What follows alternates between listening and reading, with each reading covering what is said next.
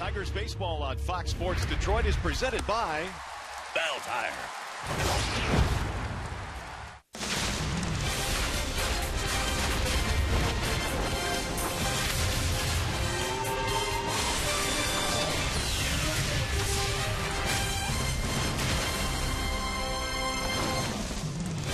Well, after a day off yesterday, the Tigers' best hitter, he's back in the lineup tonight in Oakland. And with him, Miguel Cabrera brings a 12-game hitting streak into play tonight. Miggy batting third in the Tigers' starting lineup. And we welcome you to Oakland this evening, where we have Game 2 in this 3-game series featuring the Oakland Athletics and your Detroit Tigers. Hi again, everyone, and welcome to Tigers Baseball. Mario and Pemba alongside Rod Allen. Glad to have you with us here for the middle game of the series. The Tigers bats, well, quite honestly, they were shut down on Memorial Day yesterday, Rod, but they've got Miguel Cabrera back in the lineup tonight, 12-game hitting streak, and we know he does some of his best work against the A's. Well, this much I can promise you. They will not get shut out here tonight. Miguel Cabrera basically has had 48 hours to recharge his battery since he last played on Sunday afternoon in the Motor City. He does monster work against the Oakland Athletics. Look for the Tigers to feed off their big fella right back in the middle of that order tonight. All right, what do you got on David Price? Because he'll take the mound tonight for the Tigers. Really a pretty good outing, a big strikeout game in his last outing against the Houston Astros. You know, his stuff 5 days ago was simply superb. It was the best stuff that I'd seen David with all year. As a matter of fact, he said it was his best stuff. 12 strikeouts in the contest, most of those strikeouts up in the strike zone. As a matter of fact, that fastball he's been featuring at about 95 miles an hour that he's been moving all over the strike zone. The opponents really have not had a whole lot of success against that pitch. But one thing that David needs to make sure that he concentrates on today, with runners in scoring position, he has to limit the damage. He's been giving up a lot of hits with runners in scoring position. Well, the A's as well bat just a little over 200 against left-handed pitching this year. Hopefully a good omen tonight for the Tigers. After a short break, we'll send you back to the Call Sam Studios. Check in with Johnny Kane. Coming up in this one here tonight, the Tigers, well, there's no question. They've got to get the bats going.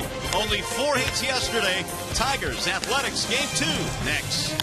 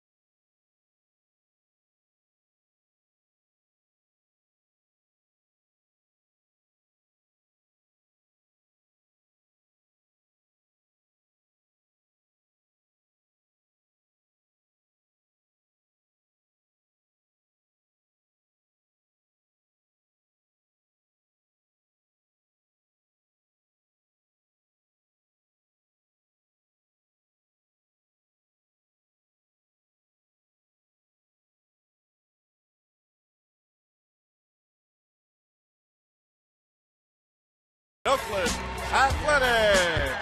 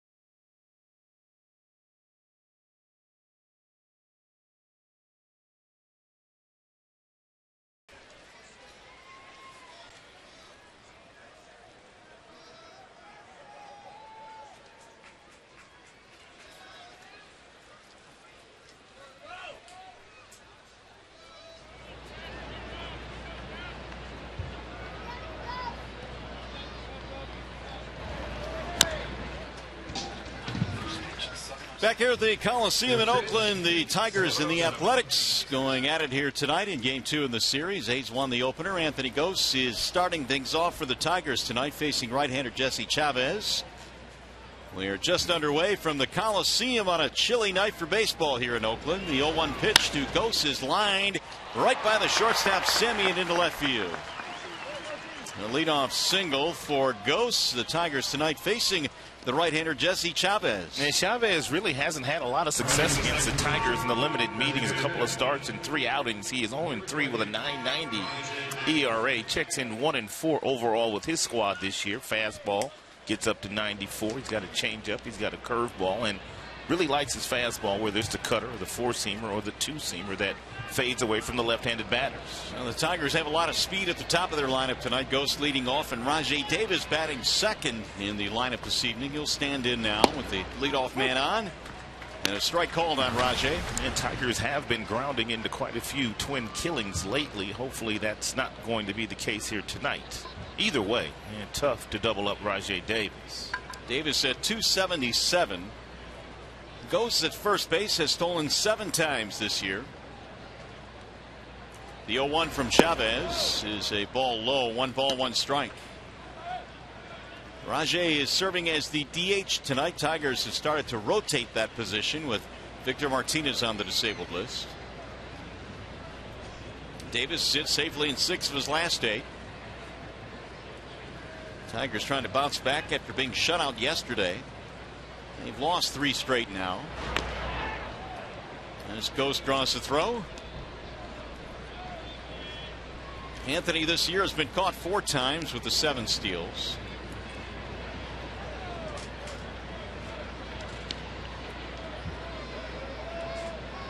Now Chavez ready with the 1-1. Instead he'll go back to the bag at first base. Anthony Gose really does not have a big lead over at first base. Usually his lead is a little bit more extended towards second, especially when he is entertaining the thought of stealing a bag.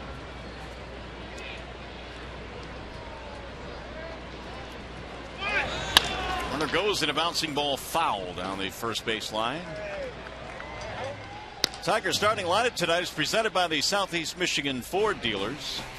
And for the Tigers, you saw Gose leading it off, followed by Rajai Davis, then Miguel Cabrera. J.D. Martinez is in right field, followed by Yoenis Cespedes. Nick Castellanos at third. McCann, Romine, and Perez in the lineup tonight. Ian Kinsler getting a night off, his first of the season. 1-2 on Davis. Runner goes again. Here comes the throw down to second. It's into center field. Ghost is up. He'll go to third. And the Tigers quickly have a man at third with nobody out. Imagine that. Another error for the Oakland Athletics, which gives them a grand total of 52 on the season. That one goes to Josh Phegley behind the dish. Good jump by Anthony Ghost, and because of the good jump, Phegley rushed his throw and therefore tailed on the second baseman. That would be Ben Zobrist. Zobrist not able to knock it down. Alertly, Anthony Ghost gets up and gets to third.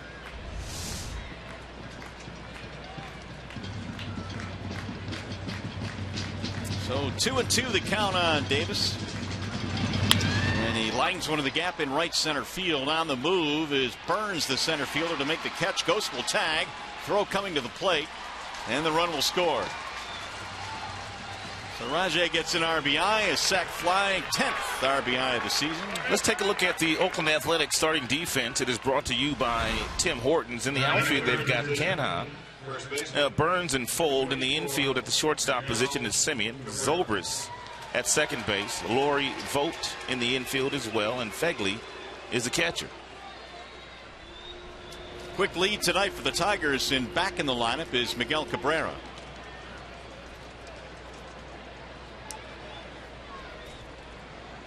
Miguel batting .344 as he steps in tonight. Looks at a ball low.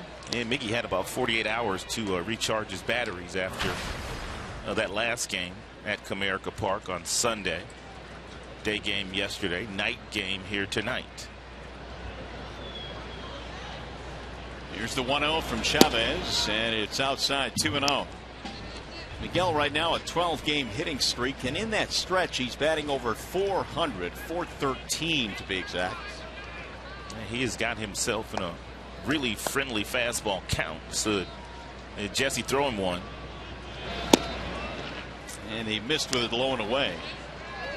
3 balls, no strikes on Cabrera. The one thing that Miguel hasn't done a lot of this year, that's swinging at 3-0 pitches. For any of you those at home that are wondering. He'll take a rip here, and he lines one to center field. Burns with a diving catch. Wow, what a play by Billy Burns. And not so sure Burns really had to leave his feet on that particular play, but it is a nice play in the outfield, and he is a good defender in center field.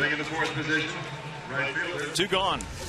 Miggy was swinging at the 3-0 pitch. Burns got there, then decided to leave his feet to make the play.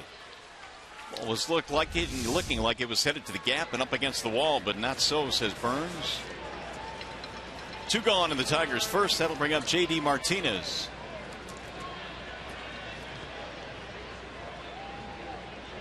J.D. batting cleanup again tonight. He is in right field, batting .265. And it's in there, strike one. Trying to remember the last time that Miguel actually swung 3-0. He doesn't like to. That's one of the reasons why he's always hitting about .330. He knows that even if that next pitch is a strike, they have to come back with another one. But Miggy in an aggressive mood here today after getting the day off yesterday. Tigers have gotten a run in part by a throwing error by the catcher Josh Phegley on a stolen base. They lead 1-0. Now Chavez with the 1-1 pitch. They'll back him out of there. 2 balls, 1 strike. 9 homers this year for Martinez. Although he was held hitless in yesterday's ball game, was 0 for 4. 2-1 is swung on and missed. 2-2 the count. Tigers come in tonight at 26-20. The Athletics at 17-30. They have a 3-game win streak for the first time since August 7th last year. Bouncing ball to third. Right there is Brett Laurie. Throw is high. Tag is made though. And the inning is over. Tigers get a run on 1 hit, 1 error. Here comes David Price.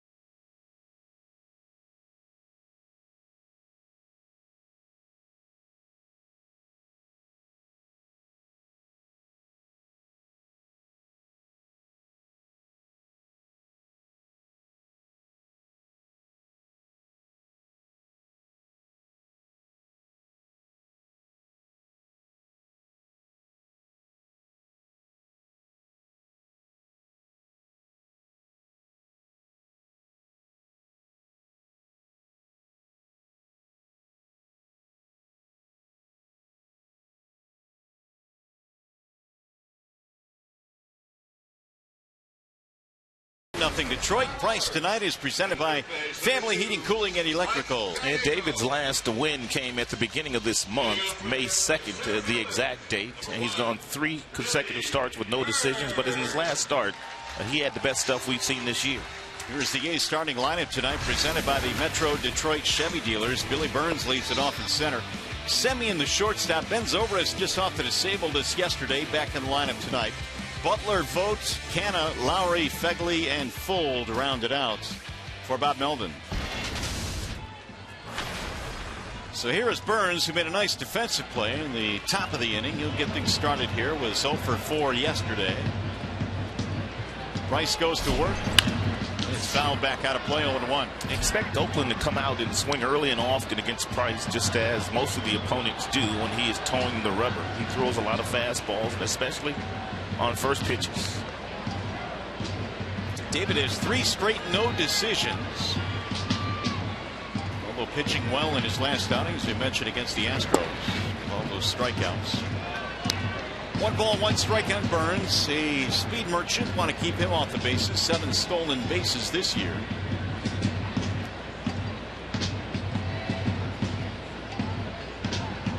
Here's the 1-1. Burns not a whole lot of power to speak of. He does have 1 home run this season in the big leagues, but in the minor leagues over the years, just 2 total homers. And both of those homers came for Burns batting right-handed. Here's the 2-1. Checked it foul, 2-2. Burns is a natural right-handed batter. It really wasn't until he was playing summer ball in his collegiate days that he decided to try switch hitting. Kind of gave it up. Then he was drafted into pro ball, and they encouraged him to pick up switch hitting again. Especially with his speed. Yeah, you would think that that certainly would be something that guys with his speed would immediately try to learn. Lots of fastballs on this particular count thrown by David this year. Full count on the leadoff man, Burns.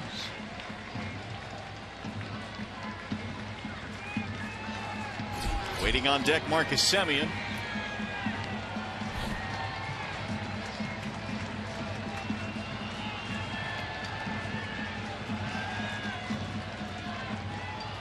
Here's the 3-2.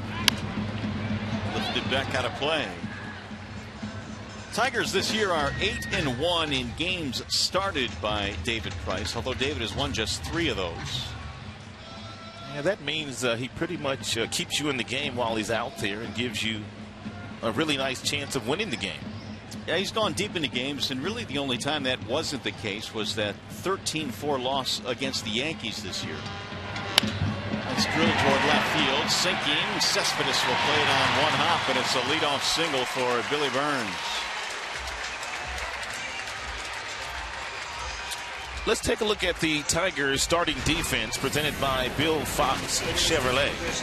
Cespedes goes J.D. Martinez in the outfield. Miguel Cabrera, he is anchored back at his familiar position, first base tonight. 51 consecutive games without an error. Longest streak on the team. Miggy smiling and talking already.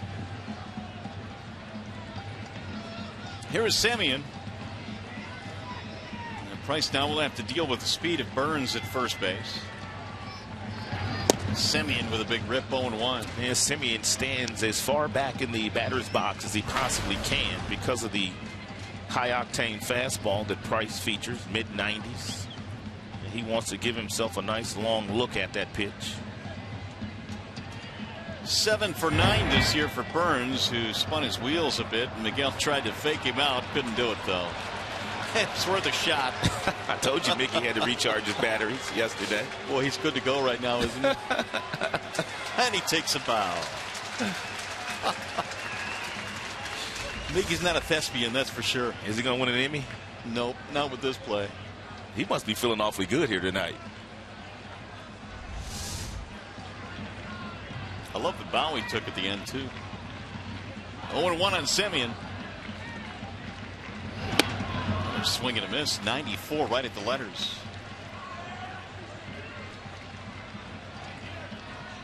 Ty Waller, first base coach, having some fun with Miguel.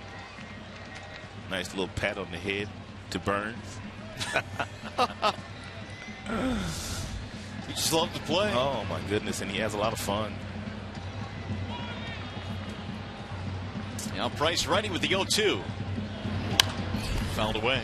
Burns stole 54 bags last year. Mario talked about the fact that he does have some speed, but David, being left-handed, should slow him down just enough to give James McCann an opportunity to throw him out if he's going to attempt to steal a bag here. Here are the numbers last year in the Texas League: 54. The year before that, he stole 74 in the minors. Oh, that one just missed on Semien. For as rough a season as Marcus Semien has had defensively, he's gone off to a pretty nice start offensively. That's really the only thing that's kept him in the lineup, Mario, the fact that he continues to get it done offensively. Or else Bob Melvin would be forced into taking him out. Semien 6 home runs this season. He's knocked in 15. Drives this one high in the air to center, but playable. Ghost sizing it up. One gone. David Price has thrown 12 pitches in the game here in the first, and all 12 have been fastballs anywhere from 92 to 94 miles an hour. So here's Ben Zobrist, who did not play yesterday, was just activated off the disabled list. Well, he knows a lot about David Price. These guys were teammates for a number of years down in Florida, both playing for the Tampa Bay Rays. First time Zobrist has played since the 24th of April, had a meniscus problem that was taken care of. He shoots this one in the air to right field. J.D. Martinez is back. A couple of fly ball outs, 2 away. And with Oakland performing so poorly the first couple of months of the season, you're going to start to hear all the rumors regarding Zobrist and possibly a trade going to a contending team. Yeah, his name always seems to come up around the trading deadline because of his versatility. And here's what Oakland is dealing with right now: a 13-game deficit behind the red-hot Houston Astros. Houston doesn't look like they're coming back to the pack. Here's Butler with 2 outs. Really a couple of hits yesterday, but that's no surprise because he's been very good in his career against the Tigers.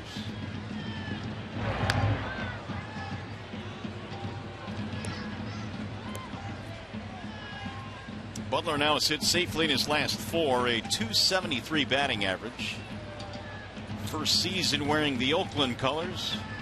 And one of the things that Billy Butler does do well, he hits well, but he also grounds into a lot of double plays. Ball 1 to Butler.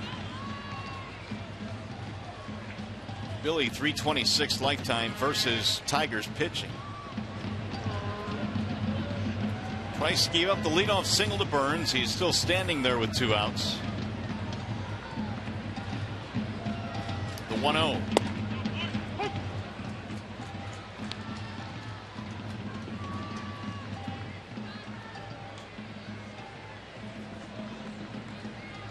David's 12 strikeouts in his last start against the Astros was a season high, which was, well, it ended up being short of his career high by 2. 14 was his career high. It still is.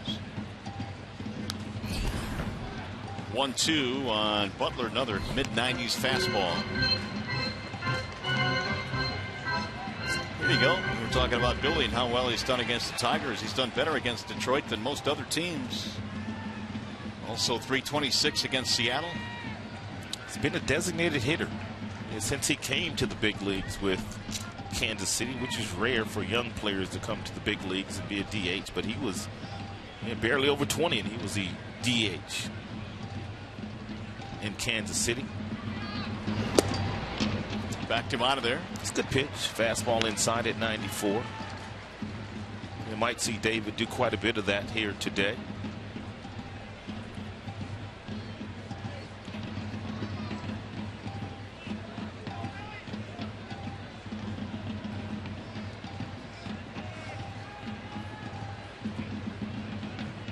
Butler waiting on a 2-2. Tigers have a 1-0 lead here in the first. Ground ball left side to his left. Castellanos has plenty of time, and a pick by Miggy at first base will end the inning. No runs, one hit, one man left. To the second we go in Oakland.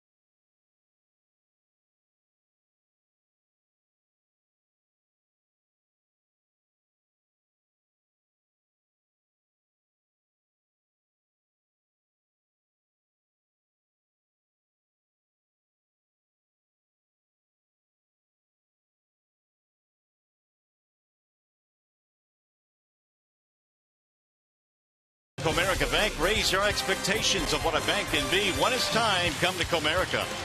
Chrysler, come discover great deals during the Chrysler Drive and Discover event. And by Dean's Country Fresh Premium Ice Cream. Get real.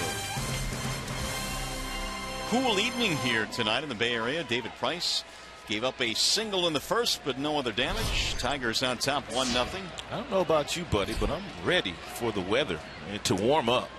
Well, we may have to wait till we get to Anaheim because it's supposed to be in the mid-80s there. The Tigers have played more games in the 40s this year than they have in the 60s. Yoenis Cespedes leads it off, still getting a nice round of applause from the A's fans. Cespedes looks at a ball outside. Yeah, they really miss Cespedes here, right in the middle of the Oakland Athletics batting order. He was one that didn't shy away from the attention that he got batting right in the middle of their order, and did a lot of damage in an Oakland Athletics uniform. Here's the 2-0. Outside, 3 balls, no strikes on Cespedes. Some guys just really feast off being the man, as does Miguel Cabrera for the Detroit Tigers. Cespedes was that in an Oakland uniform. At the Coliseum here, 35 home runs. And he looks at ball 4. It's a leadoff walk. Let's set the Oakland Athletics defensive alignment for you one more time. It's brought to you by Tim Hortons. And they've got Canna, Burns, and Fold in the outfield. Semien, we talked about him last half inning. He's already made 17 errors at the shortstop position, 5 more than any other player. Leadoff man on for the second straight inning for Detroit. Had a nice conversation with Semien today, and he said that he's been working long and hard with Ron Washington, who they brought in about a week ago or so, and he said that it's a work in progress, but he feels like he'll get better at shortstop. He better, huh? After 17 errors this early. Yeah, it's going to have to slow down. That's a pretty strong pace to keep up. He said shortstop is his natural position. He played shortstop in college. Castellanos hits it a mile high in the air to shallow center field. Burns coming in. Finally, it falls into his glove for out number 1. check in with John Keating now. A little bit more on Ron Washington. All right, Mario. Well, Rod mentioned that Washington found his way back to the A's organization. First time back in baseball since he was released as the Rangers manager. Great sight was to see the reunion between Ian Kinsler and Ron Washington. They have great regard for each other. Washington calls Kinsler Boots or Bootsy because back in the day he had a shoe issue. They put a steel plate in a cleat to help him get through a game, and so from that point forward, Kinsler was going to be known as Boots. So it's Bootsy and Wash back together again here at the Coliseum, guys. Hey, Keith, I dare you to go up to Kinsler, call him Boots. Boots, yeah. I think one guy can do that, and it's probably Ron Washington. John, that sounds like one of the nicknames your mom gave you when you was just a little bitty fella. That would stay with you, wouldn't it? Yeah. All right, Keith, thanks. Here is McCann, who is batting .290 on the year. 1 on, 1 out, and a strike called on McCann. And Cespedes not a burner on the base paths, but he does have the ability to steal second. And Bob Melvin does know that firsthand. He managed Cespedes. 3 steals this year for Yoenis. A couple of home runs this year for McCann and 10 RBIs. Bouncer right back up the middle. Semien flips to second, one relay to first. Another double play bounced into by the Tigers. That's 52 of them on the year. Still 1-0 Detroit.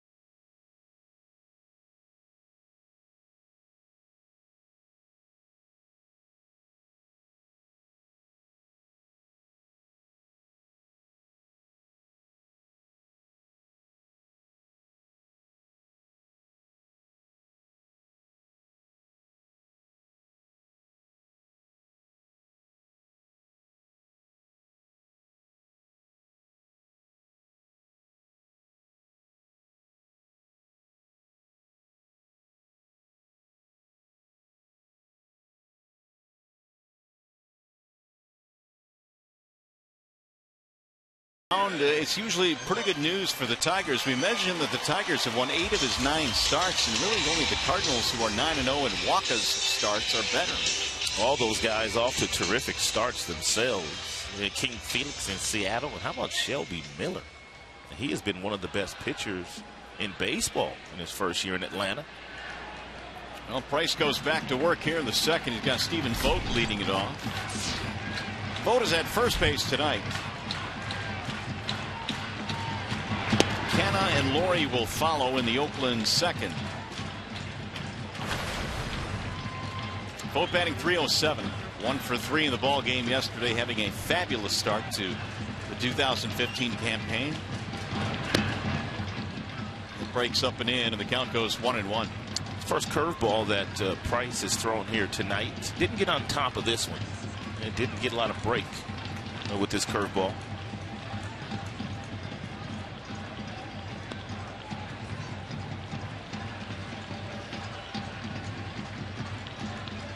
Here's the 1-1. I was looking at some numbers, and David Price's career has held lefties to .214 lifetime, but this year, the number is a little bit higher. Lefties are batting .261 against him. I did see that. As a matter of fact, left-handers are doing a little bit better this year against David than right-handers are, which is surprising. There's a couple of things about some of his numbers that just really don't add up. He's given up a .368 batting average with runners in scoring position. Yeah, that number in itself is pretty surprising. Got a 2-2 count now on Stephen Vogt.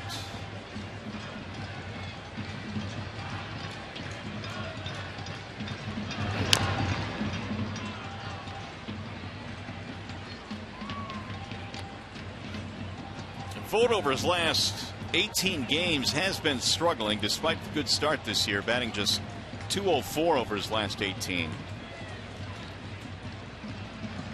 Looks like he's been using that bat for a long time. It looks like that bat's been awfully good to him. It is nicked all up, pine tar everywhere. Well, he came in at .307, so a lot of hits in that bat. Checked his swing, rolls it towards short. Going to be a tough play for Romine, who has no play. And the leadoff man on for the second straight inning for the A's as well.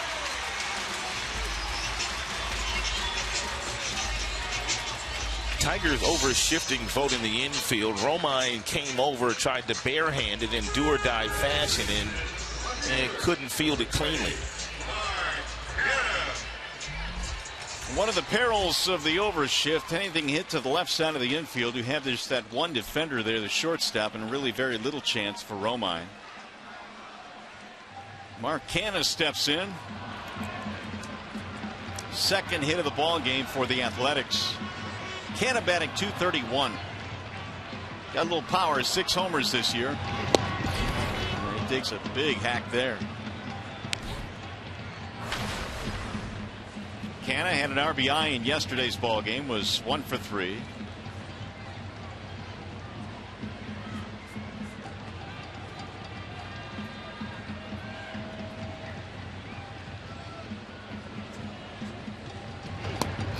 That'll get away from McCann. Vogt will go to second base. He's in there standing up.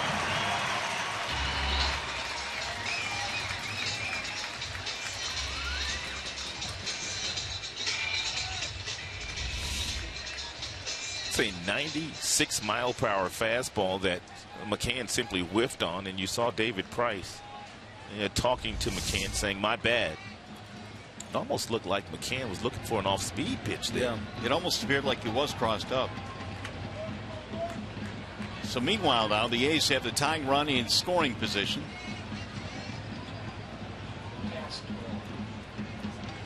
They've ruled that a pass ball. That's a tough pass ball. Take one more look at this. This is 96 miles an hour. Look at the glove of McCann. It's almost like he's looking for a breaking ball up in the zone. The glove doesn't move until the last moment. And they gave him a pass ball on that. I'm with you on that. I think he may have been looking for something else. That's an extremely tough pass ball, but I'll write pass ball in the scorecard for now. 1-2. Well, Canha has 19 RBIs this year, and only one rookie has more. That would be Devin Travis of the Toronto Blue Jays. And this is one of the situations that we touched on regarding David at the top of our show today. Limiting the damage against the opponents with runners in scoring position. Canha fouled that one off. Was extremely late on the fastball from Price. Tigers got a run in the first inning on a single by Gose. He stole second, advanced to third on an error, and then scored on a sac fly by Rajai Davis. And here are the RISP numbers for Price. 368, which is, believe it or not, the 6th highest total in the American League. Lofted in the air toward right. Routine for J.D. Martinez. And the runner will not advance. 1 out. It'll bring us to our Bernstein advantage, the pitcher-batter matchup. Brett Lawrie about to step in against David Price. And well, over the years, we'll check the numbers on Lawrie against Price, not very good. He had missed the last 3 games with some lower back stiffness, and judging by those numbers, maybe he should have took another night off. No doubt. 3 for 18. No, Skip, I think my back's a little stiff again tonight. So Laurie, who does have a 5-game hitting streak standing in. He plays the game full speed all the time.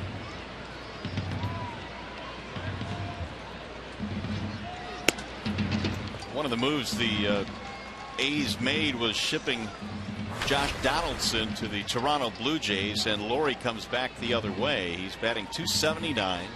A couple of home runs this year.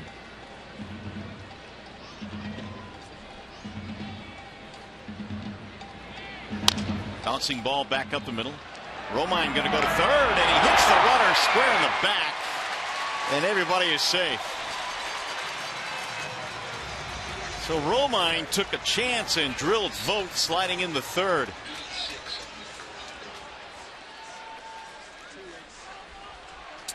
Not a bad idea here by Romine, but the fact of the matter is he didn't throw the ball in the proper area, and it hit Vogt in the back, the head, somewhere, but they're out taking a peek at Vogt here. And judging by the reaction of Vogt, looked like it got him right in the head. Oh, there you go. Right in the back of the helmet. E6 charge to the shortstop Romine, and Laurie reaching on a fielder's choice. And we'll bring up Josh Fegley.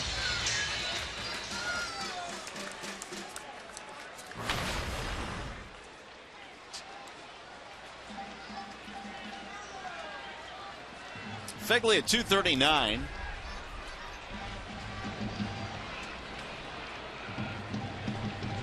One home run, 4 RBIs.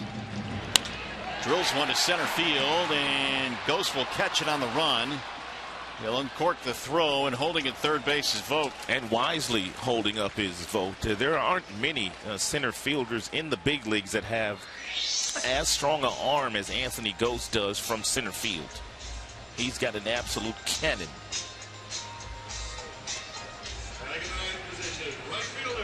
They'll bring up Sam Fuld.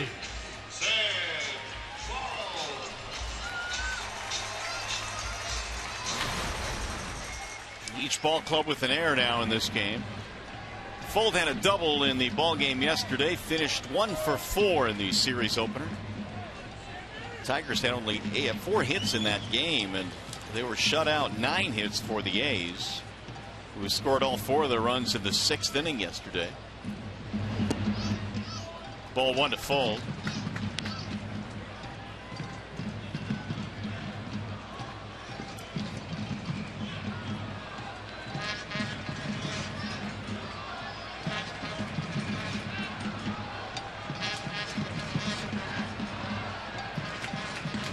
Here's the 1-0. 2-0 on the number 9 hitter, Sam Fuld.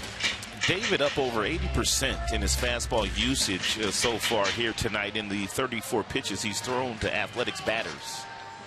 Coming into the game, 66% fastball usage this year for David, up from 57% last year. So he's been in one of those moods where he's really been using his fastball here in 2015.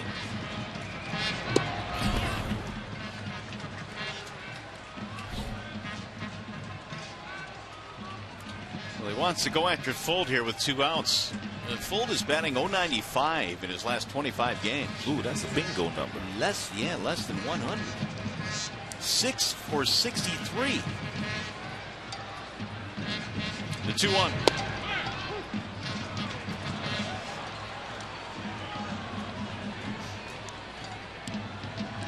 Top of the order on deck, Billy Burns. 1-0 Tigers lead. We're in the second.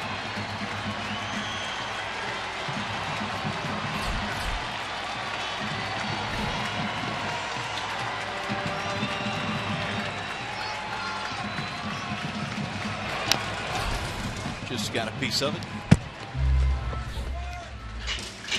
2-2. The count remains on Fuld.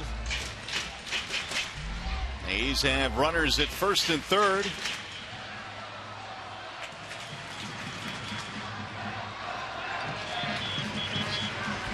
The one thing this A's lineup does lack is a big power source.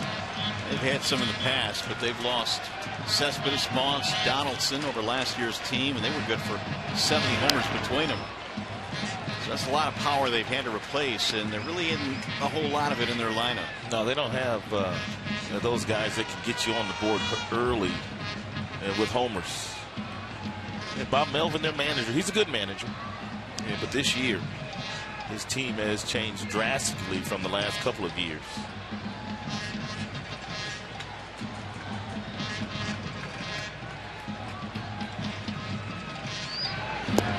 Blowing away. 3-2 now. The count on full. As a matter of fact, it's the third managerial stint for Bob Melvin.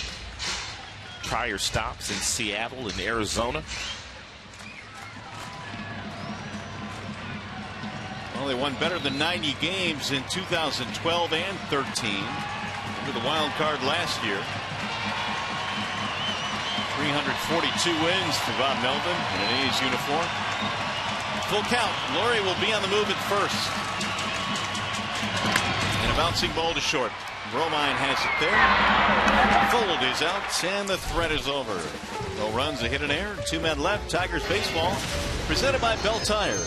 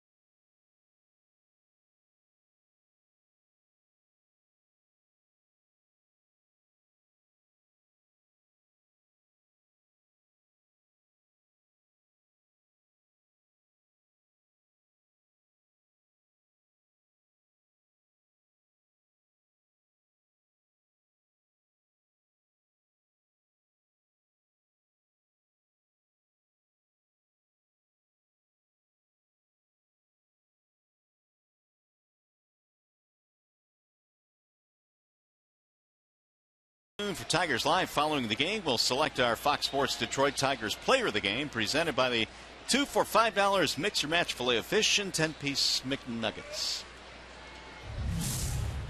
Back to work goes Chavez, and he deals a strike to Andrew Romine. Yeah, good two-seam fastball there thrown by Chavez at 91 miles an hour with a little late life on it.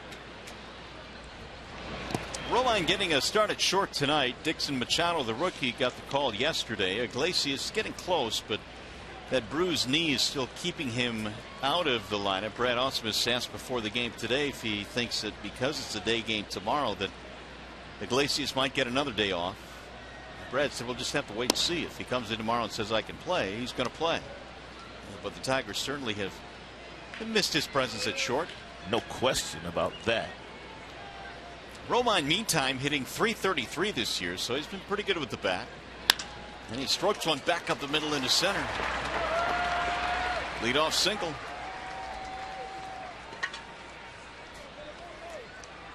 Tigers have gotten the leadoff man on 3 consecutive innings now. Well, you would think after hitting into 4 double plays already in the series, and we've only been here for 2 days, and we might see some activity with Romine and Perez. This is a good combination to do something if you're Brad Ausmus. And the fact that Perez really hadn't gotten it going, so a lot of times you can jumpstart a player and getting him out of a little mini slump by forcing him into swinging. I saw Chavez doing something today that you don't see starting pitchers do very much these days. He was out watching some of the Tigers take batting practice. He has all the numbers at his disposal as to what their strengths and weaknesses are and what they like to do in certain counts, but I guess he'd like to see it himself today. A lot of starting pitchers used to do that. Drill to center field. Burns backs up. Romine retreats, 1 gone. Let's check back in with John Keating. Well, Mario, the headline is that Justin Verlander felt great after his simulated game here in Oakland today. Threw 70 pitches, threw all of his pitches, 4 1/3 scoreless innings, 8 strikeouts within them. But within it, there was some levity. When Dixon Machado singled off Verlander, they stopped the simulated game to take the simulated game ball out of play, celebrating Machado's simulated first hit. Of course, this was a day that they actually started the day with a simulated national anthem. Great team-building exercise around a big step for Justin Verlander earlier today here at the Coliseum. And you know what, Keats? It's not often that in a simulated game you've got simulated numbers. He went 4 1/3 with 3 hits, 1 walk, 9 strikeouts. I've now seen it all. And not only that, but you had tonight's starting pitcher, David Price, out there today watching the simulated game that Justin Verlander was throwing. What a teammate Price is. And yeah, Price was actually tweeting the play-by-play of today's simulated game. But as John mentioned, great to see that at least Verlander is back on a hill, and you know, he was lobbying to go 1 more inning so he wouldn't have to go on a rehab assignment. They weren't buying that, though. So JV is going to have to pitch in a real live game instead of simulations. But a good step. And I guess the next step for JV is to see how he feels tomorrow, because there will be some soreness, some normal soreness. But anything beyond that, hopefully there's none of that, and he can just proceed. Yeah, but 5 days from now, no doubt, he'll probably go out. If there is not a whole lot of soreness other than normal soreness, he probably will go out and make his first rehab start on Sunday. Anthony Gose, the batter now. Or whichever day they choose to send him out. JV was pitching so well in spring camp. That's what made it so frustrating. Toward the end of camp, the injury happened, and now he's really been battling it for the first month and a half of the year. Gose had a single and scored a run in the first.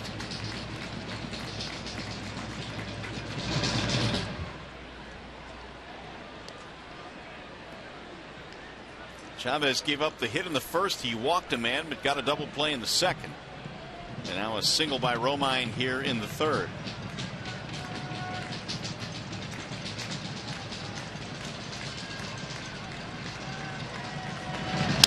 Broke his bat, rolled foul.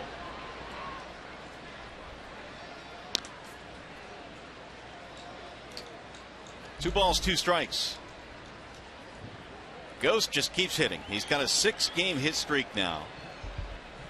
In the month of May, 345. He has not slowed at all this month after a really good start in the month of April.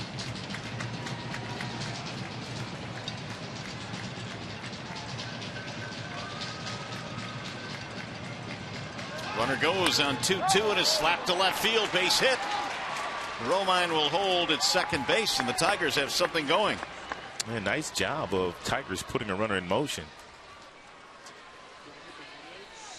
Menards brings you the big money encounter as Rajai Davis steps to the dish. He's the designated hitter. And let's flash back to last June. Sean Doolittle, bases loaded, walk-off for Rajai Davis. About the only way you could top a walk-off home run is to make it a grand slam. And he said that was his first walk-off anywhere. Little League, Pony League, high school, all the way up. Davis had a sacrifice fly his first time up, knocking in a run. I was talking to Rajai today and was asking him,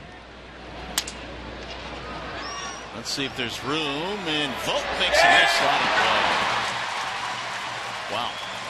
There's all that foul territory coming into play here. Yeah, he's a catcher by trade, but he does a nice job at making a real nice play to retire Rajai Davis. But I was talking to Rajai regarding being a designated hitter, and he said because he uses his legs so much, he really has to find a place where he can do some running or do some drills to make sure he keeps his legs loose. He's not your typical designated hitter. Most DHs don't steal bags. Right. Well, Vogt made a nice play. Caught the game yesterday and was, or is, the first baseman here tonight. Here is Cabrera, who swung at a 3-0 pitch in his first at bat and flied out to center, and a nice diving play by Billy Burns out there. He is just literally worn out athletics and pitching in his major league career. And it really looks like Chavez doesn't want a whole lot to do with Miggy. He does have an open base. It would be third base, so he doesn't have to pitch to Miguel here. That fan capturing a photo of Miggy. High pop up right side of the infield. Looks like Chavez will pitch out of the jam, and he will. Cabrera retired in the pop to second base. 2.5 in the books.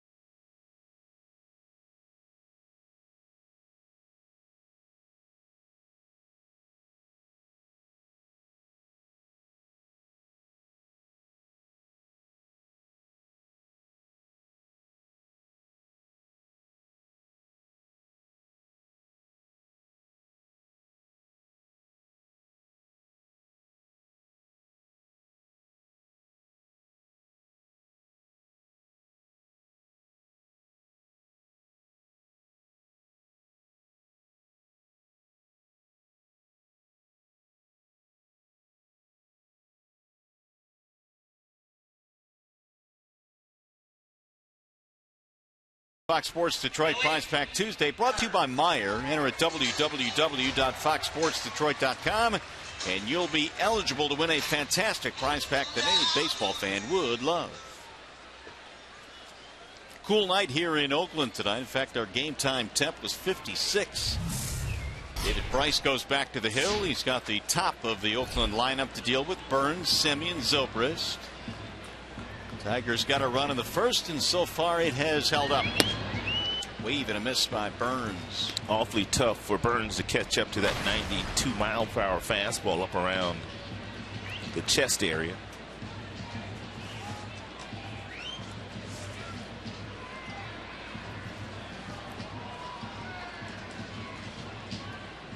Price with the 0-1.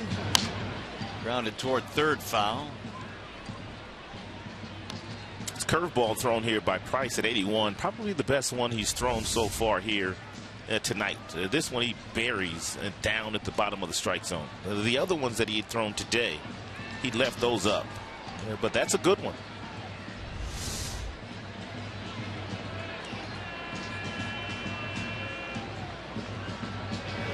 Oh, we hit him. Oh my goodness. 0-2. 0-2, and Billy Burns will go to first.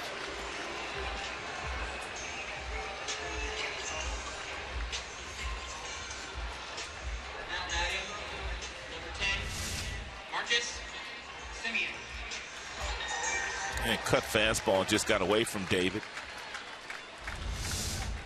So the A's have gotten the leadoff man on 3 straight innings now. Then they'll bring up Marcus Semien. Semien, a fly ball to center field, his only at bat so far.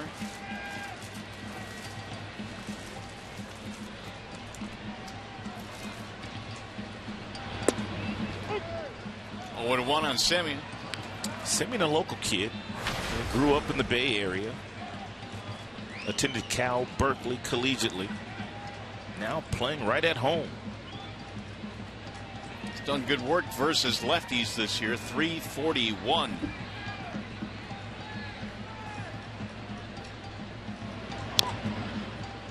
And now he's down to the count 0-2. Semien came up in the White Sox system.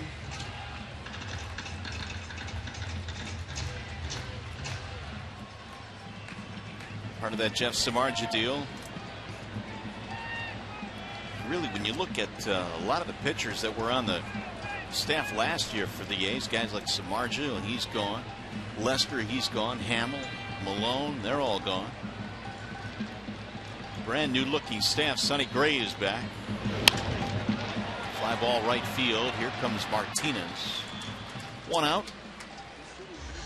Game break time. Here is Mickey York.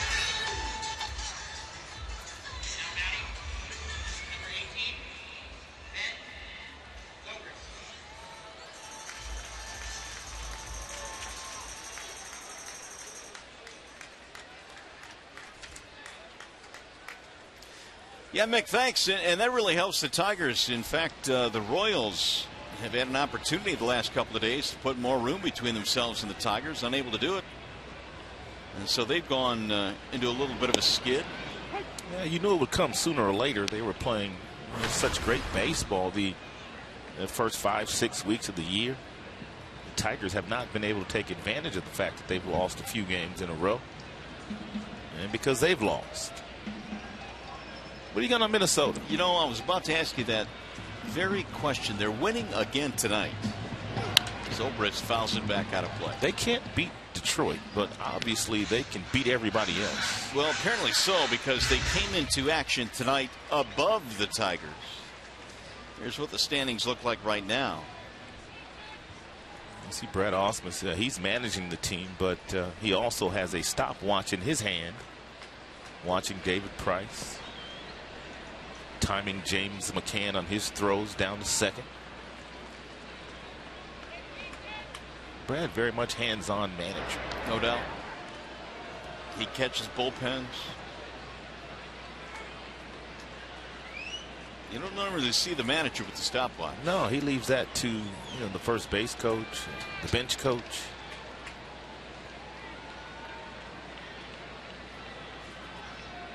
Zobrist flied out his first at bat to the right fielder Martinez. Here's the 0-2. In the shallow center, base hit. Holding at second is Burns, and the A's now have 2 men on. Yeah, most of the pitches that David Price has thrown here tonight have been fastballs, but he threw another breaking ball here to his former teammate Ben Zobrist, and he left this one up. And Ben Zobrist able to go out and to take that ball that looked like it was about 3-4 inches off the corner outside and single sharply right back up the middle.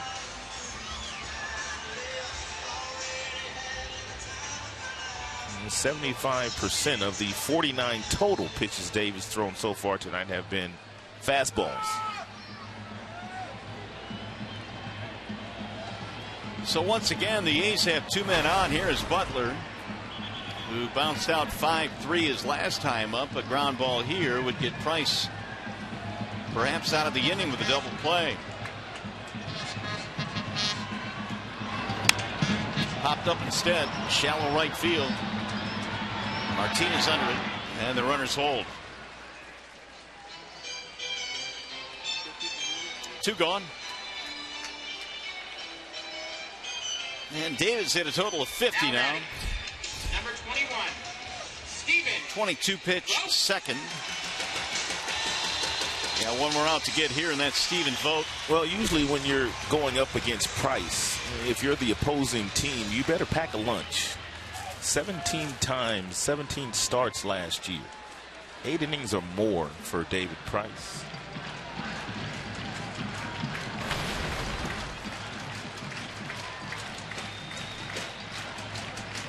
Which was obviously the most in the majors.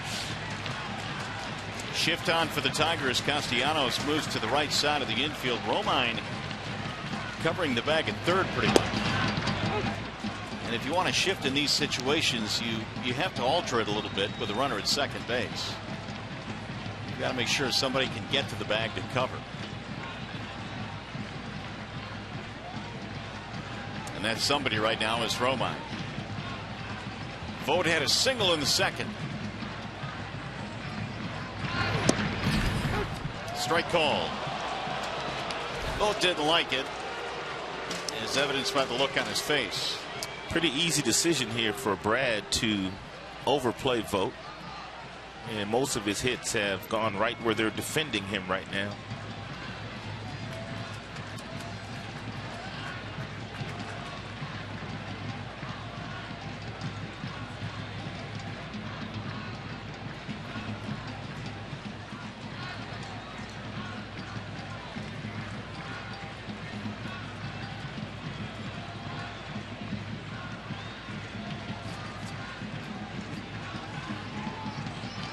Now Price ready with the 0-2.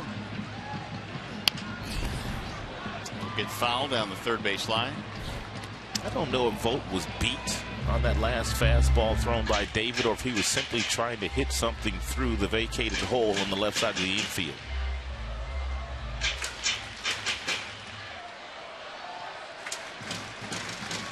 Well, Vogt's first hit was to the left side of the infield on a check swing. That led off the second. They got him as far as third base, but couldn't score him.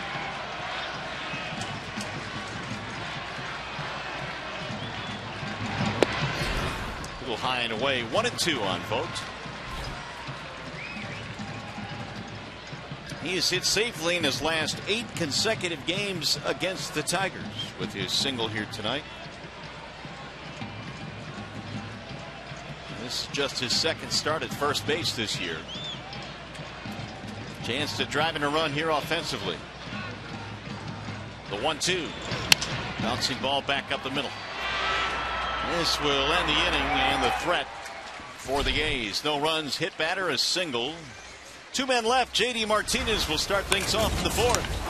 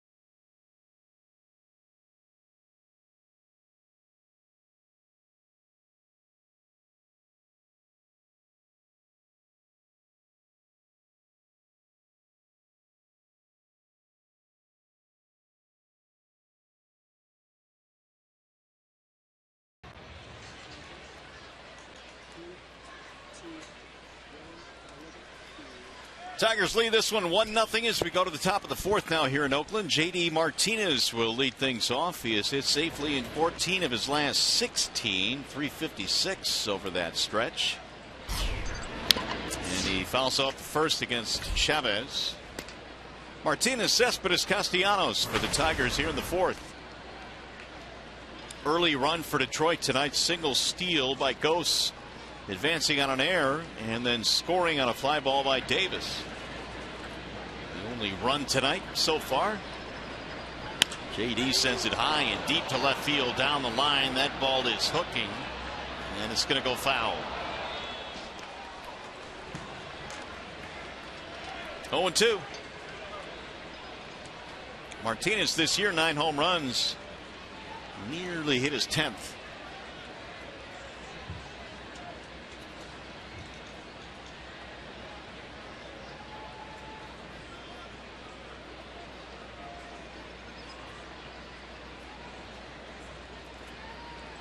Now Chavez with the 0-2. Been pretty reliable, Chavez. In fact, he started the season in the rotation last year, got off to a really good start, and once mid-season rolled around and the A's got Lester, Chavez went to the bullpen. Good stop there by Fegley. 2 balls, 2 strikes. It's a nice thing for Bob Melvin to have a guy with the kind of versatility that Chavez provides. You can start him, you can relieve him, and he's pretty successful in both roles.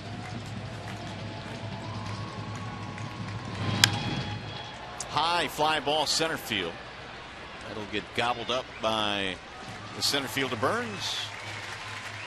1 out. Well, the baseball season is a marathon, not a sprint.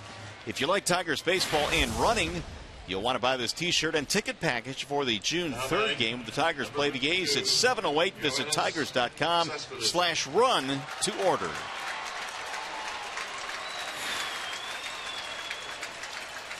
Here's Yoenis Cespedes. Walked in the second and then was erased on a double play ball.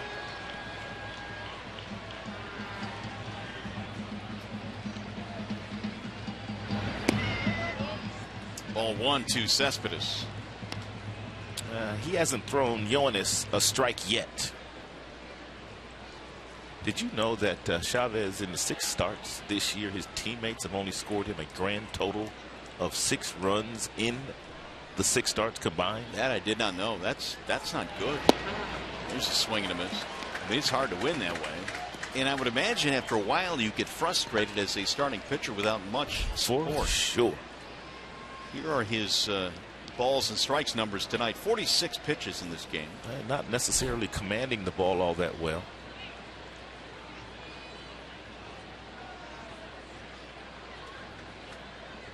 Here's the 1-1. One name that we thought might be in the rotation this year for the A's was Barry Zito, who was in camp as a non-roster player. He's at AAA now. And not putting up good numbers, but who knows? Zito might be back in the big leagues for the Athletics. Fouled away. Yeah, the way things are going for them this year, you can pretty much bet on it. Boy, did they have a great run with Zito, Hudson, Mulder. And Mulder was here yesterday. 2 balls, 2 strikes. Yoenis Cespedes.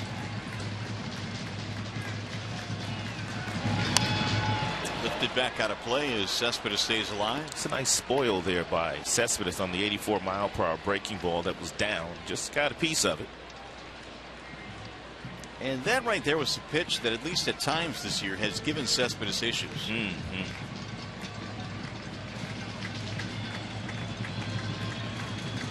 Chavez ready with the 2-2. Bouncer left side of the infield. Semien. Cespedes out by half a step. He gets down the line quickly. A little more on Jesse Chavez. And prior to joining the Oakland Athletics, 152 games in the big leagues, the ERA was way up there, close to 6. And you can see his numbers with the A's. He's kind of matured, and he's pitched good baseball for them. This is his 5th stop. Pitt, Atlanta, KC, and Toronto. They got up to a great start last year, a 1.89 ERA over the first month of the season when the A's were rolling. Castellanos takes strike one. Nick flying to center field in his first at bat.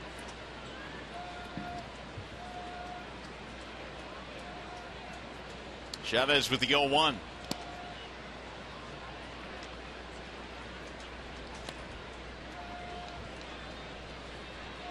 Jesse hails from Victorville, California. 6'2", 160, very slight of build. You ever been to Victorville? Have not. You? Not a whole lot going on in Victorville. Really? No. So I take it you've been there. I've been through there. There's the 1-1 pitch. High, towering fly ball to center. He's got Burns crisscrossing back and forth, and he finally makes the catch at the wall. Burns had a little trouble with that ball, but he finally ran it down to dead center.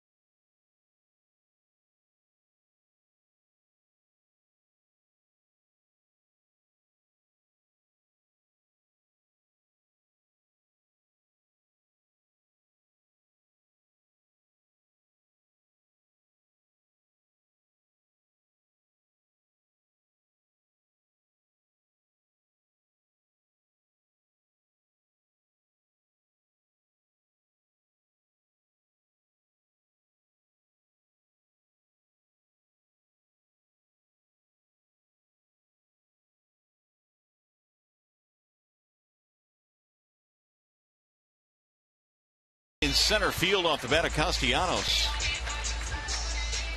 Well, since the start of 2012, these have been two of the better teams, not only in the American League, but really in the major leagues. Here are the winning percentages in the AL since 2012.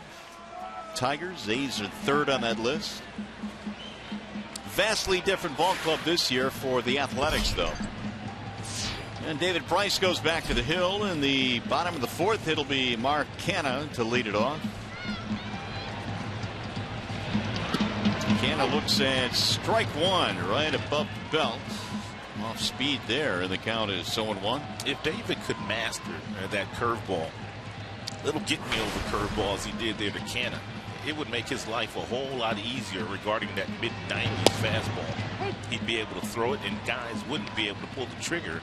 As Canha wasn't able to pull the trigger there, maybe the breaking ball that he let him off with was in the back of his mind. David now is 12 of 15 for first pitch strikes. The 0-2. Ripped to right field, base hit. An 0-2 single the other way. We have had the leadoff hitter on every single inning so far here tonight. Not a good 0-2 pitch here thrown by David. Way too much plate. Can't able to climb the ladder and take that ball the opposite way.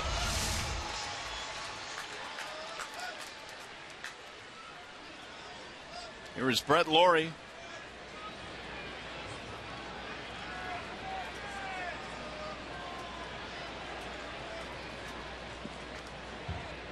Lawrie last year had a broken finger with the Blue Jays, also a strained oblique, which limited his playing time. Lawrie is one of those guys that's been injured every single year. He'll drive this one to deep left center field. On the move is Cespedes, still going back. On the way to the warning track. It's not good base running there by Canha. You know this ballpark is a graveyard, and you've played enough home games here to know and that more than likely that ball was going to be caught. So what you have to do as a base runner, you have to get back to first base and tag up. He is all the way on second base like that ball's not going to be caught. He could be in scoring position right now and should be in scoring position. Now Josh Phegley. Flied out to center field in the second inning. Price, as Rod mentioned, has seen the A's put the leadoff man on in every inning. They have not scored yet, though. Ball 1 to Phegley. And because of the fact that Canna didn't advance 90 feet there, David has his double play set in order here with the catcher Josh Phegley in the batter's box. Phegley has started 12 games, 9 of them coming against lefties because he has hit lefties a whole lot better this year. Ball high.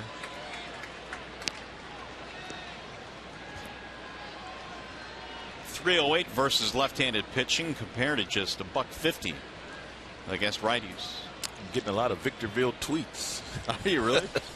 I guess a lot of folks been to Victorville. Are they disagreeing with you? They can't disagree with me. Here's the 2-0. High, 3 balls, no strikes.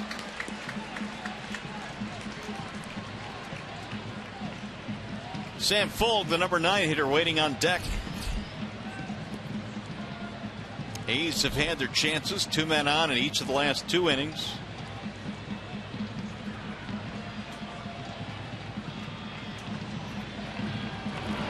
Fedby takes it, is a ball low, ball 4, 2 men on again. Hey, by the way, you can enter now for a chance to win a trip to the Major League Baseball All-Star Game on Fox for you and 3 of your friends. Upload 2 photos at foxsports.com. Fantastic All-Star now through June the 3rd. And you'll have a chance to go to the All-Star Game on Fox. Where's the game at this year? Cincinnati? Yes, it is.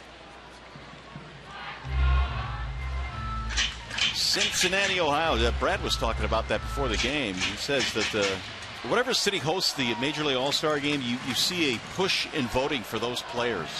So he expects some Cincinnati guys to get a lot of votes. It's going to be tough to get some of them guys in the game, but they're not performing very well. Nope, they're not. Here is Sam Fuld. Bounced out back in the second.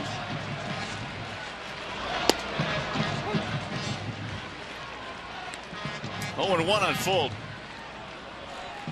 It's almost like last year the game was in Minnesota and they tried very hard to get Joe Mauer on the team, but Joe just wasn't having a good year. What did they have last year? Perkins? And Suzuki. Oh yeah, Kurt Suzuki, the battery. Here's the 0-1. 0-2 on Sam Fuld. Former Stanford Cardinal had a really good career at Stanford, played in the College World Series there.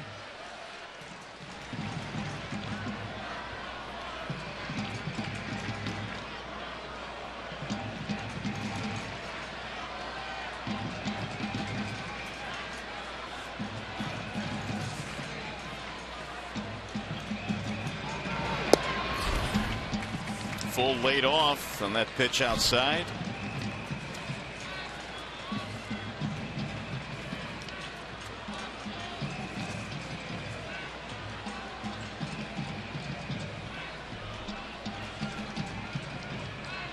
Canna, Phegley, the base runners.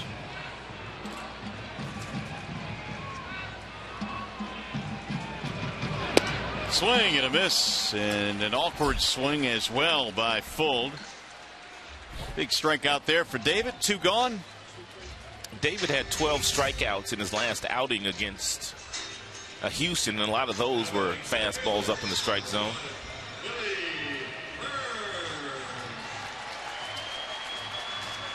And Price got a little bit of help there. Here's Burns with 2 outs.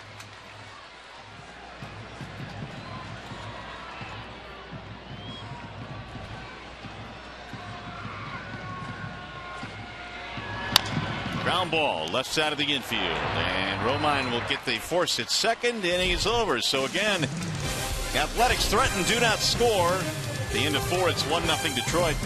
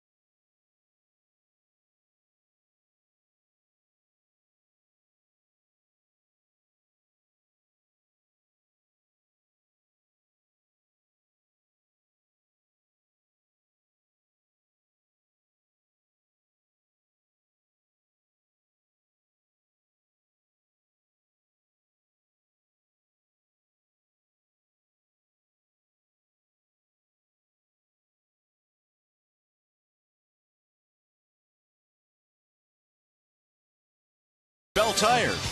Myers, save big with M-Perks from Myers. Sign up at mperks.com. And by Chevrolet, find new roads. A gorgeous shot of the Bay Bridge. All lit up tonight. 1-0. Tigers have the lead. 1 run, 3 hits Detroit. The Athletics no runs, 4 hits. A's have had their chances. They've not been able to support Chavez with any runs, which is nothing new. It'll be McCann, Romine, Perez in the Tigers' 5th inning. Bottom 3 in the Detroit lineup. Oakland has already stranded quite a few batters in this game. 7 of them. McCann hit into a double play in his first at bat. He shows bunt. We've already seen James bunt for a couple of base hits this year. 2 home runs on the year. His first was an inside the Parker. His second was a walk-off winner. He hit that one against the Astros on Thursday at Comerica Park. He'll get back on a play 0-2.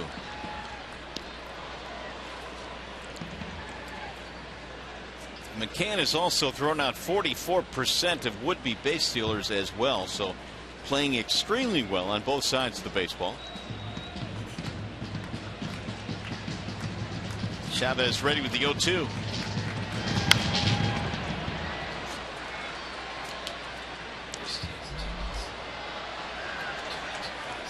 And Fagley, when he was catching for the Chicago White Sox, whenever he would catch against the Tigers, he loved to call for that fastball up, as he did on that last pitch to James McCann. Swing and a miss. Got him to go fishing there. Hey fans, don't miss a classic interleague matchup with the Tigers host the Chicago Cubs June 9th and 10th. Both games start at 7:08. For tickets, call 866-66-TIGER or visit tigers.com. The Cubbies are coming to town. 2009 was the last year the Cubs were at Comerica. And the Tigers were at Wrigley in 2012. And the Tigers again will be visiting Wrigley Field this year. And different looking Wrigley Field. They've done a lot of renovations there. Romine checks a swing. Not only to the ballpark, but also to their roster. And it all starts at the top, too. New manager, Joe Madden.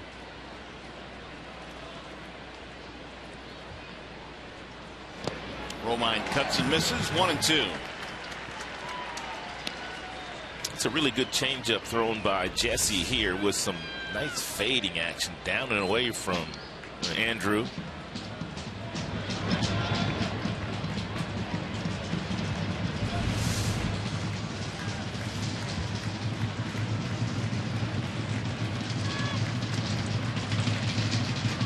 the 1-2 offering.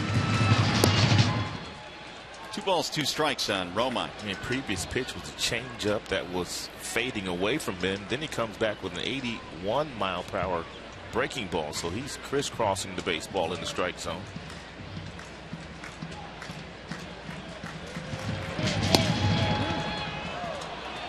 Close pitch there. Yeah, Chavez had a little bit of extra look in there for home plate umpire Jeff Kellogg. Hernan Perez waiting on deck. Tigers got a run in the first so far. That has been it. And a ground ball first base side. Vogt will feed Chavez for the out. 2 up, 2 down in the Tigers' 5th inning.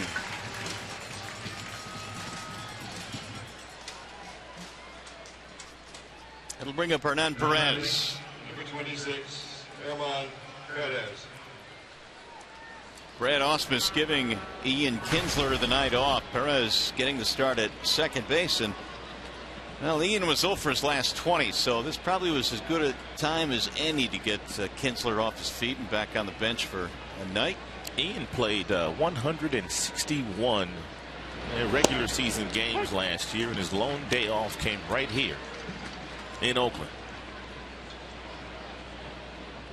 Well, it had been he and Miguel Cabrera as the last 2 Tigers that had started every game. Cabrera took yesterday off, and Kinsler gets tonight off.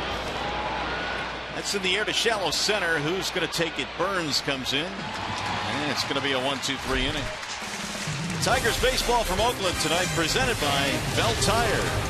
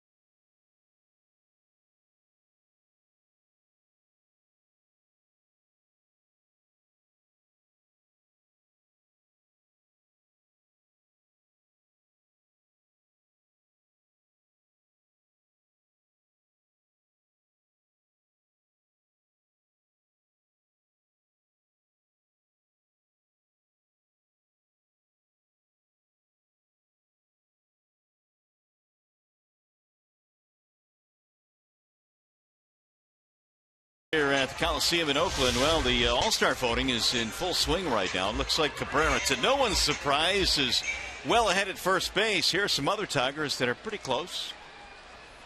Kinsler is 3rd among second basemen. Iglesias is 2nd among shortstops. Yeah, right now there are 5 Kansas City Royals in the starting 9 as far as the All-Star voting is concerned. So those Royals, they're fans. And they're voting quite a bit. Yeah, they're excited. Their team got to the World Series. It very nearly won it last year. Marcus Semien leads it off. It'll be Semien, Zobrist, and Butler against the lefty Price. 0 for 2, couple of fly balls for Semien.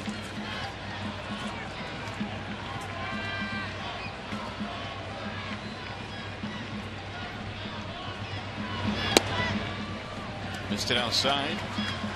And now Price goes to 3-0. He has had quite a few 3-ball counts today. Not the norm for David. Yeah, he's walked only 1 to this point. He's also hit a batter.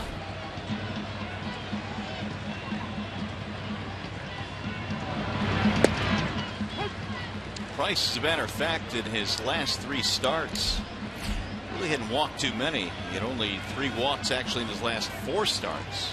Let's look at his ratio, 72 now. There's number 73 fouled back. His strikeouts are starting to go up too. In 12 in his last outing. In his last 2 outings, as a matter of fact. And 21 strikeouts for David. Strikeouts overall are down this year. He struck out on 271 batters last season. To center field and hit well. Ghosts on the run. And it's going to be hard for anybody to hit one over his head.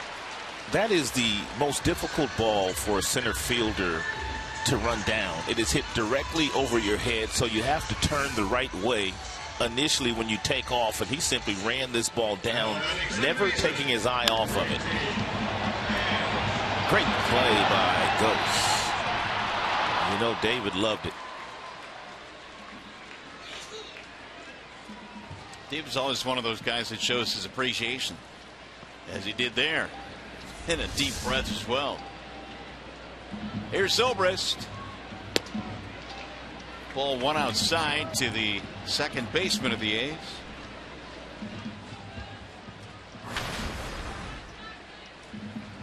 Single back in the 3rd. It's the first inning, by the way. The Athletics have not gotten the leadoff man on. And today is Ben Zobrist's birthday. Really? 34 years old today. The Rays voted him the team MVP last year. Spent time on the disabled list this year, so his year got off to a slow start, just off the DL yesterday. We were talking about Joe Madden leaving Tampa. Again drilled to center field, and again Ghosts on the run. Still going back to the wall. Can't get this one. They're going to call it a ground rule double.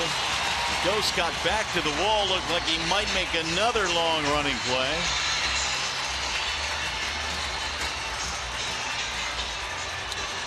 You got to really hit one to hit it out of here, especially at night. The ball doesn't carry all that well.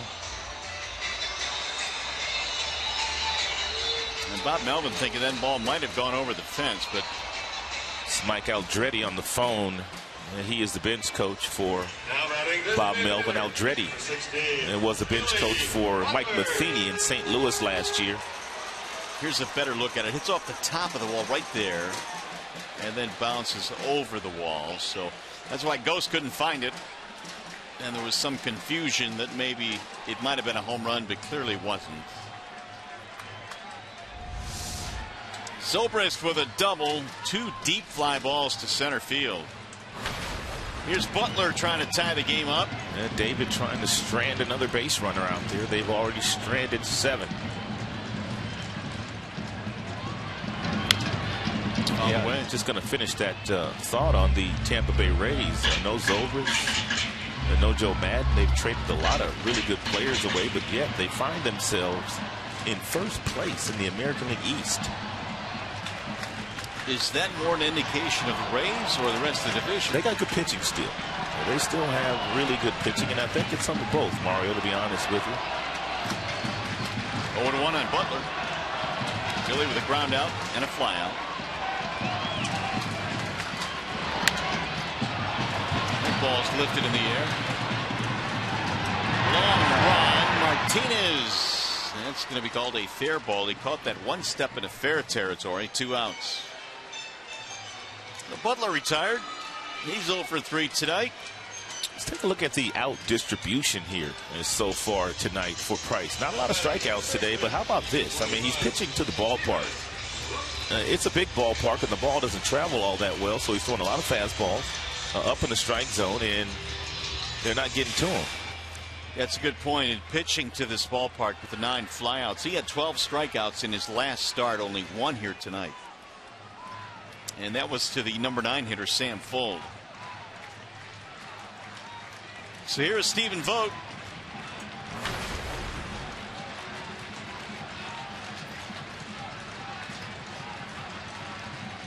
Single and a ground out for Vogt.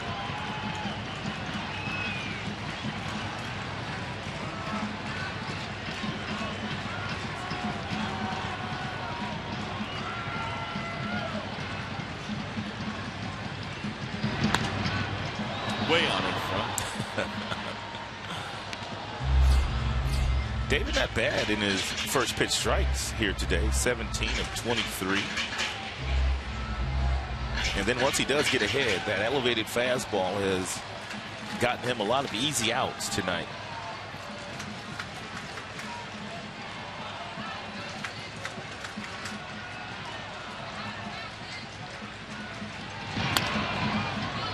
Now it's 0-2.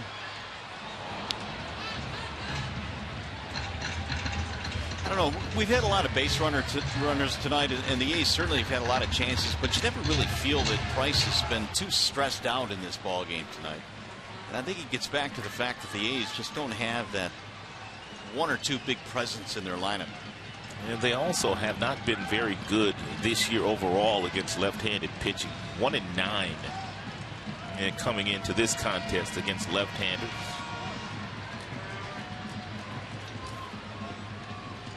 They have had at least one base runner in every inning so far through 5 innings. As you look at some of the numbers against lefties this year, a .212 batting average as a team.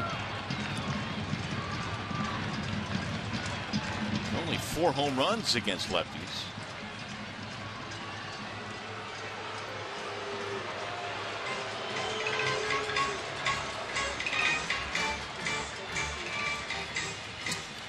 Here is our high-speed pitch, and it is brought to you by Xfinity. Top fastball so far, and thrown by Price, registered at 96 miles an hour.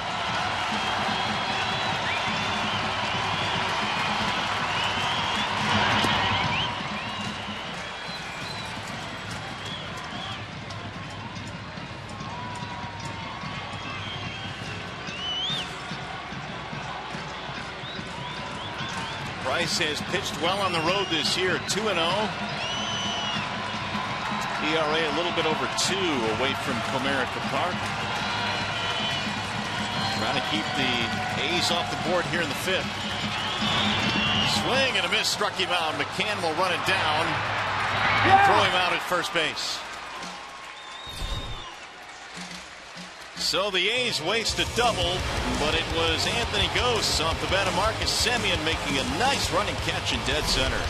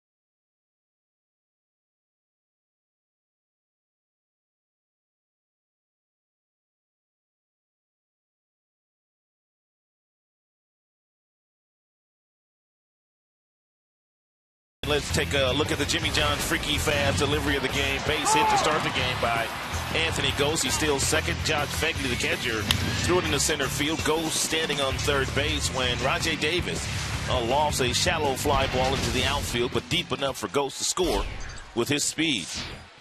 And that's all we have tonight in terms of scoring. 1-0 in favor of the Tigers as we go to the 6th. It'll be Gose Davis and Miguel Cabrera facing Chavez. Anthony, 2 more hits tonight. Bouncing ball right side. It's fielded by Zobrist, who throws him out. 1 pitch, 1 gone in the 6th.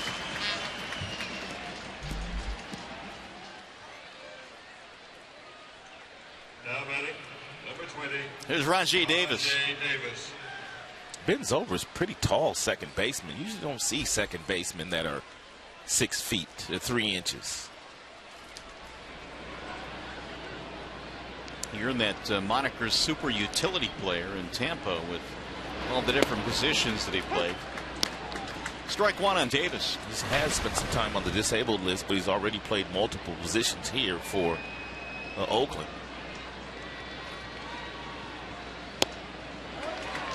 Oh, 2 on Rajay. Can you think of any other? I know it's tough. Can you think of any other second basemen that are 6 feet 3 inches? I'd have to think on it, but off the top of my head, no.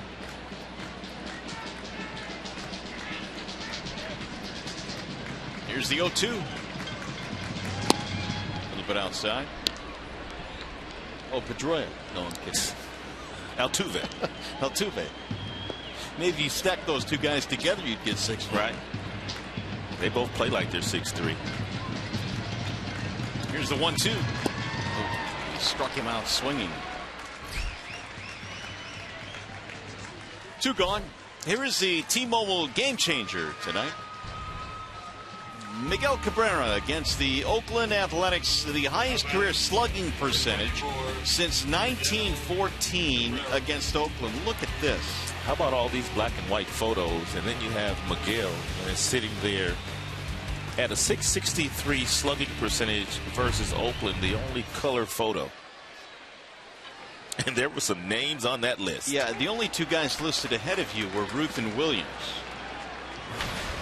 We had a nice conversation on the pregame show today, Tigers Live, talking about Miguel Cabrera and where he ranks today as far as hitters in the major leagues. And I think all 4 of us, myself, you, Craig Monroe, and Jack Morris, all agreed that he's the best hitter in the game and that he is going to be a first ballot Hall of Famer. Well, I think if you ask his contemporaries and his peers, they will all tell you the same thing. He's behind in the count here, 0-2. Bob Melvin, the manager of Oakland, was talking about Miggy yesterday, even though Miggy wasn't playing, and he said that for a guy to hit .330 every year and he doesn't get any infield singles, clearly puts him in a category of being one of the best in the game.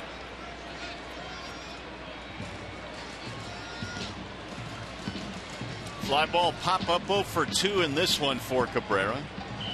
He stands in with the bases empty against Chavez.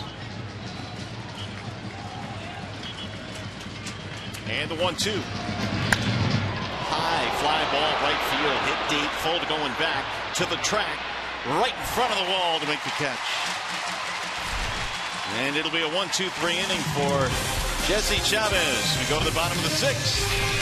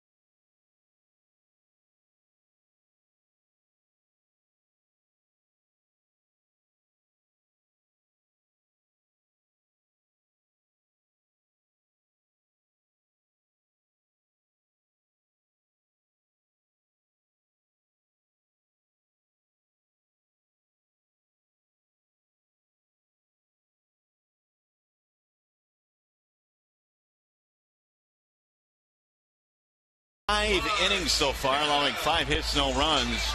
The A's have had a base runner in every inning. They have stranded 8 in this game, and as a result, the Tigers still holding on to their 1-0 lead as we go to the bottom of the 6th inning now.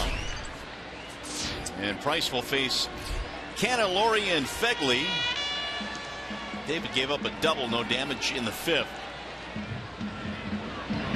First pitch hammered to center field. Anthony Gose will backpedal on this one. Another fly out. A lot of those tonight for Price. 10 of them.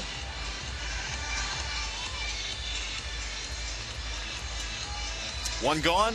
Our attendance here tonight at the Coliseum, a little better than 22,000 fans. And nearly half of those flyouts have gone to Anthony Gose in center field. Here's Brett Lawrie. Had to be a tough trade for Brett Lawrie. He is Canadian, right? He is Canadian, yeah. He's playing at home in Toronto with a really good offense. Swing and a miss. He's got a lot of talent, but he has landed on the disabled list quite often in his brief major league career.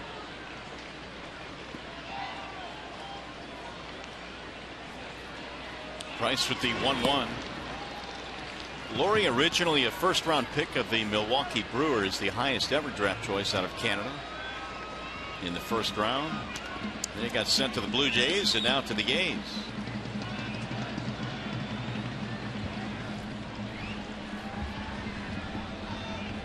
One and 2 on Brett Lawrie. Reaching on an error back in the 2nd. He flied out in the 4th. Here's a 1-2.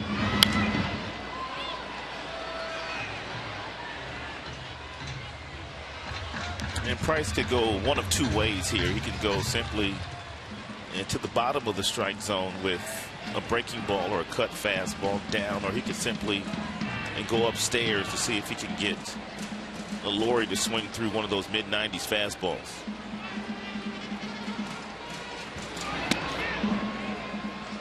Fastball, but it was up and in, 2-2. And Lawrie was able to lay off of it.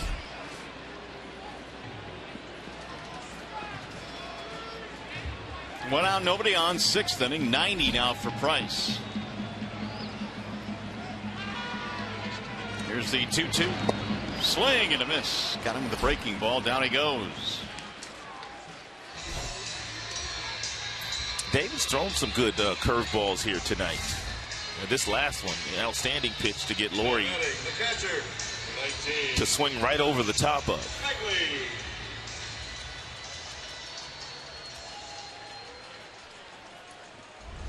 Third strikeout in as many innings for Price. And it'll bring up Fegley, a fly ball and a walk for the A's catcher.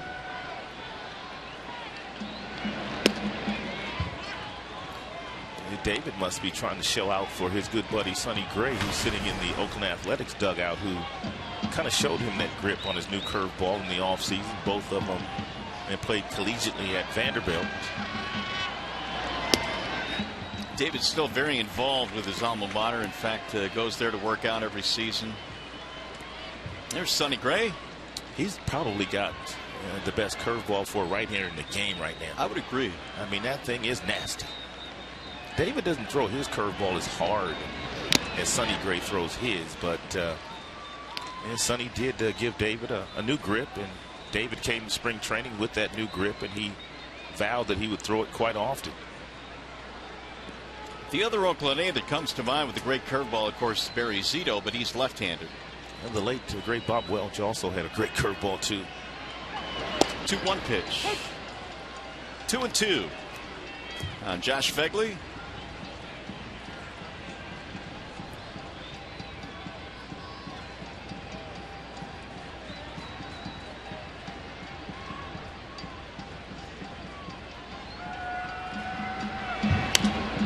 Popped him up. A lot of foul ground down the first base line. Cabrera. And a 1-2-3 inning for David Price. 6 innings the books here in Oakland. 1-0 Detroit.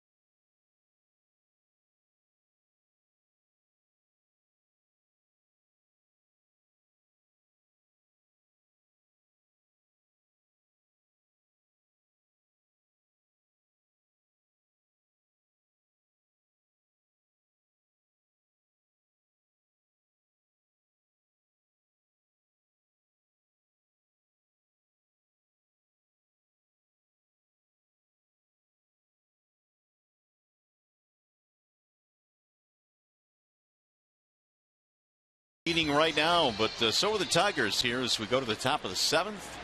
David Price, outstanding work tonight. He has given up 5 hits, no runs. The Athletics have stranded 8 in this game. That has been one of the big stories. J.D. Martinez will lead it off against Jesse Chavez. And Chavez just can't get any run support. 6 prior starts made this year and only 6 total runs scored for him while he's been in the game. No balls, 1 strike. There always seems to be one starting pitcher on every staff that it just kind of doesn't get a lot of run support.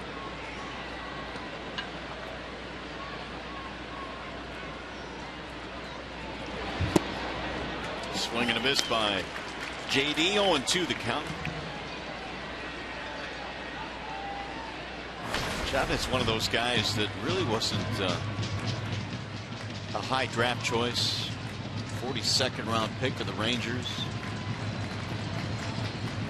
Was a draft and follow back in those days, and he was drafted in 02. You could draft a player and still hold on to his rights until the very next draft the next year, so he wasn't signed until May of the next season in 03. 1-2. Those rules have changed though now. You can't do that anymore. And Oakland, when they were able to acquire him from Toronto, they basically sent a bag of balls over to Toronto for Chavez. Not much more, man. Well, he's performed well for them. He has. Here's the 2-2. Swing and a miss.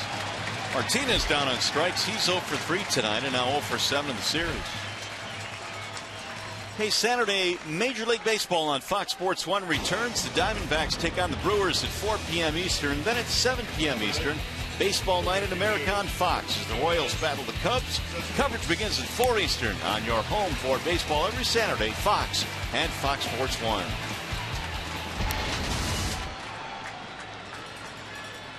So with 1 out, here is Yoenis Cespedes. Walking the ground out for Cespedes.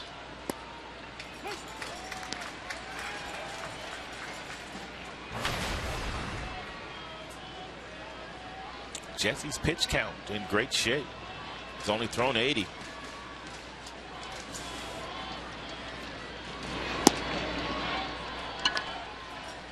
One on Yoenis. Kind of like Jesse Hahn yesterday, who pitched a masterful game against Detroit. A shutout, first career shutout. Had 15 ground ball outs. There's Jesse Hahn and his numbers from yesterday.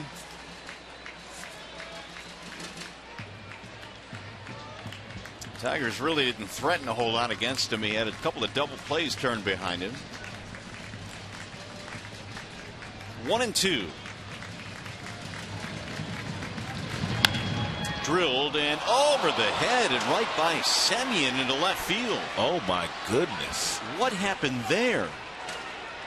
A rocket hit right at him and seemingly right through him.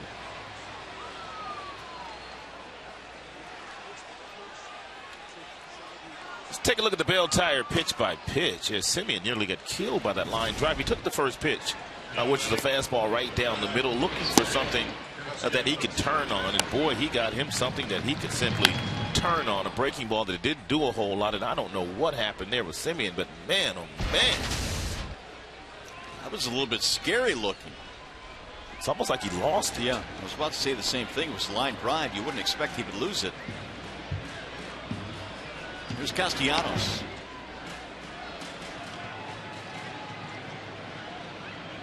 There's Ron Washington, who has just joined the Athletics to help tighten up a defense that just has not been very good this year, especially Semien with his 17 errors. He was on the coaching staff in Oakland for 11 seasons before he got a chance to manage the Rangers. Ron Washington is a really good baseball man. A really good baseball man. A couple of fly balls to center field for Castellanos.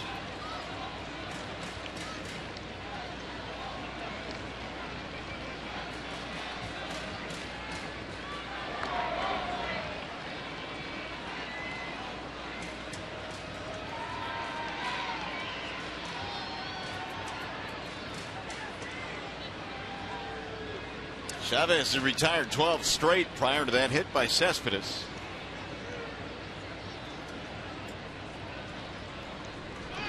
Runner goes.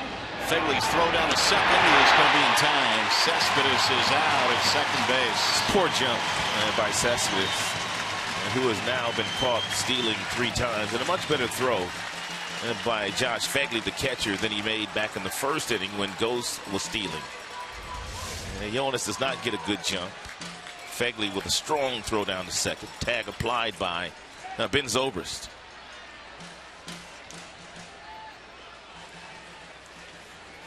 It was there in plenty of time. Here's the 2-0. Castellanos with a rip, 2-1.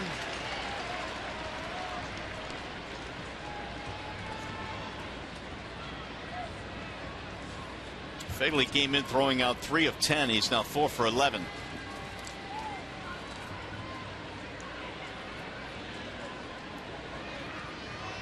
Here's the 2-1 pitch.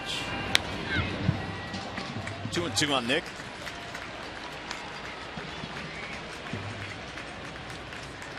This game's only run was scored in the first.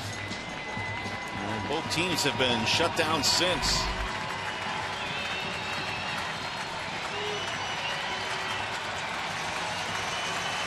Chavez ready with the 2-2. Off the plate, 3-2. Man, Nick watched that thing right into the glove, hoping that Jeff Kellogg would not go up the right hand. It looked like Chavez thought that that should have been called a strike by the crew chief. Kellogg, it's a cutter at 91. It's outside.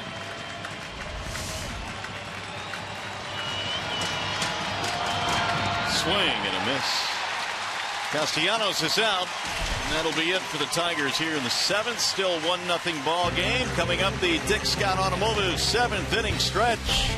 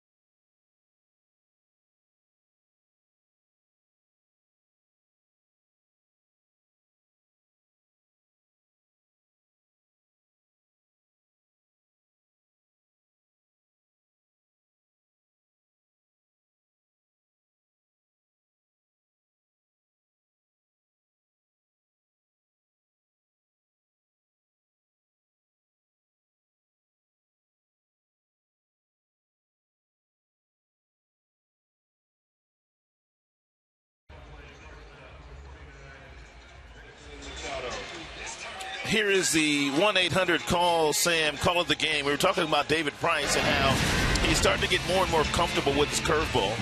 And they go anywhere from 80 to 83 miles an hour. And here's an example of some good ones that he has thrown here tonight against the Oakland Athletics. And this pitch really helps limit the amount of hits that David will give up in any one game. He started out throwing a lot of fastballs here tonight. Then he kind of backed off and he started throwing some good curveballs lately. Well, the Tigers got off to a nice start offensively as they got a run in the first inning, but haven't been able to tack on. And there's Sonny Gray. He's showing us a grip right now. The yes, curveball. He is actually. How about Sonny? Showing us a grip. Perfect. Right on cue. Thank you, Sonny. Does he have an earpiece in or something? I don't know, but he might be a good TV analyst one day. Sam Fuld leads it off. fouls it off. The count is 1-1. Well, that grip that Sonny Gray is showing you is the same grip that he showed David Price in the offseason.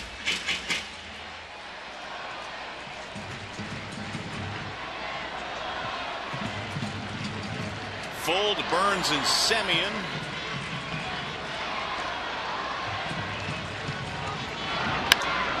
High pop-up, left side of the infield.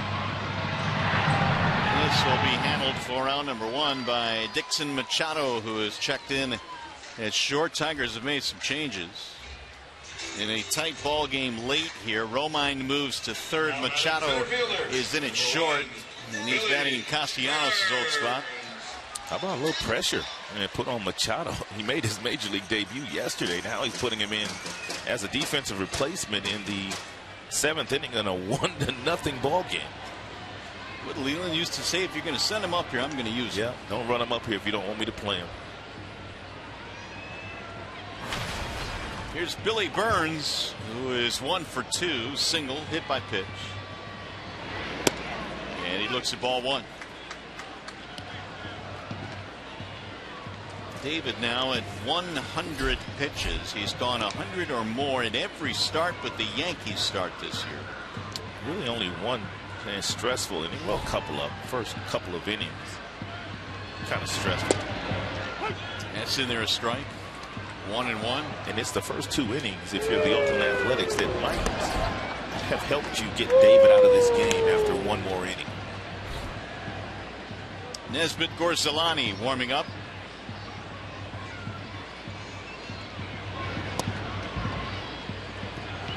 Probably that second inning was the most stressful. They had runners at first and third, 1 out, and well, they just couldn't get a run in. Price was given a run in the first inning. He's made it hold up. That's going to be a tough play. And they're going to call it a foul ball. No, that's a fair ball. Did he fall? Why did he stop running? Oh, he tripped. Okay, that's why. So Burns is out. He tripped on his way out of the box. And they got a break there because with his speed, he could have beat that out. He slipped he slipped right on the plate. And then never really recovered. What a break. That would have been a sure base hit. Oh, for sure.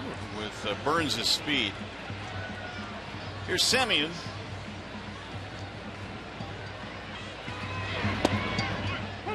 One more look at Burns, who appeared to slip right on home plate with the right foot. Right there.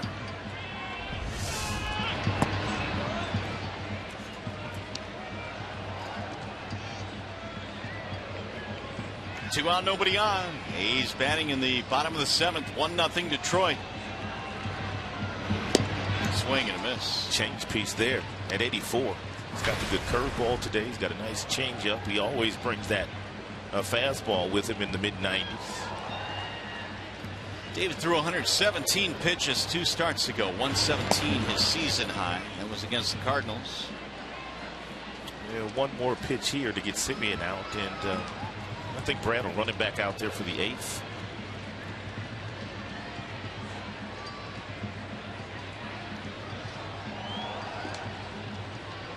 Semien 3 fly ball outs in this game.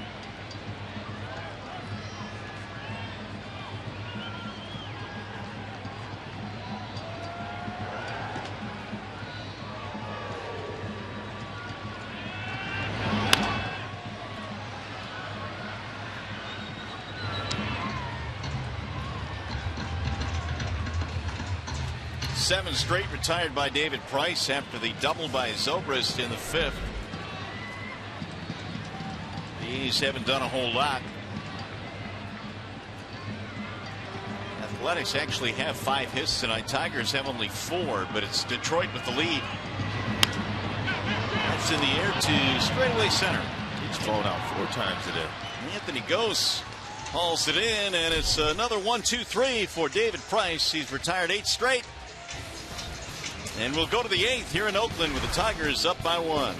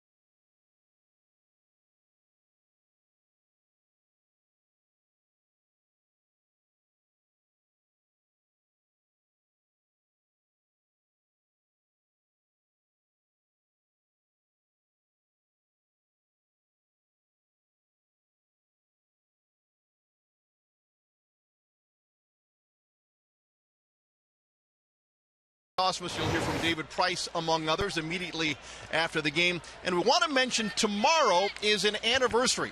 It's the anniversary of a day that Omar Vizquel stole home against the Tigers.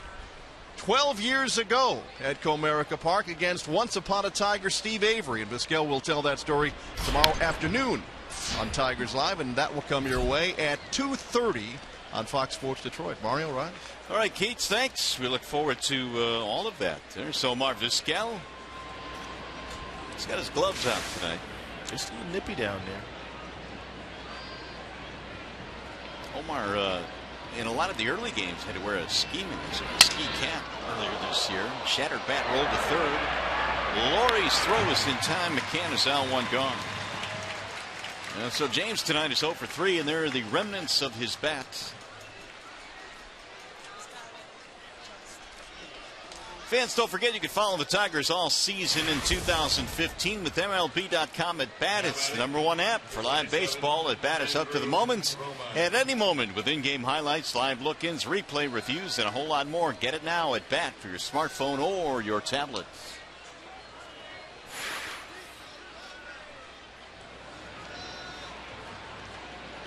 What's up, Miggy?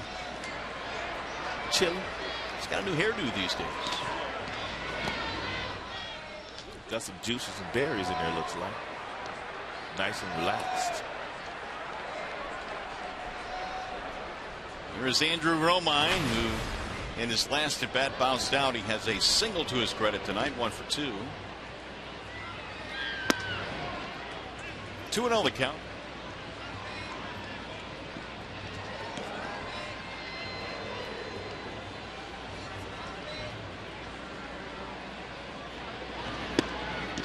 Two batters into this game tonight. The Tigers got a run. They got a single from Ghost, a steal in air, and then a sac fly. And all of a sudden, it looked like the Tigers' offense would be rolling. But Chavez done a really nice job of just kind of shutting the door.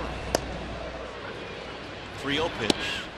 And it's in there to Romine. Tigers' offense has been somewhat of a mystery this year. Yes, they're very talented, and they have some guys that are having some really good offensive years, but yet been a lot of games where they just haven't scored many runs. It'll be a 2-hit game for Romine. 1-out single. And Perez will be up there trying to sacrifice Romine into scoring position. Here is the feast or famine graphic that we have. 21 times this year the Tigers have had 2 or fewer runs. And in 10 games, 8 or more runs. All right, I'm going to bring up a theory now. How much has the ineffectiveness, A, and B, the absence of Victor Martinez been part of this? Well, I think it plays into it for sure. Anytime you have a bat as talented as Victor that's not being used, and when he was playing, he wasn't swinging the bat the way that we know that Victor's capable of swinging the bat.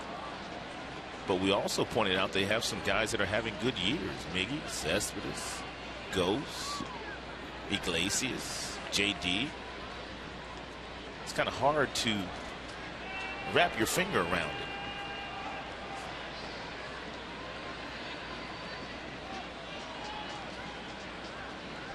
Another throw back. Romine back in there. Hernan Perez, a couple of fly balls, both to center field, and now Perez 2 for 29 this year offensively. And Perez has a lot of room down toward third base. I mean, the way he's struggling right now, why not bunt for a hit?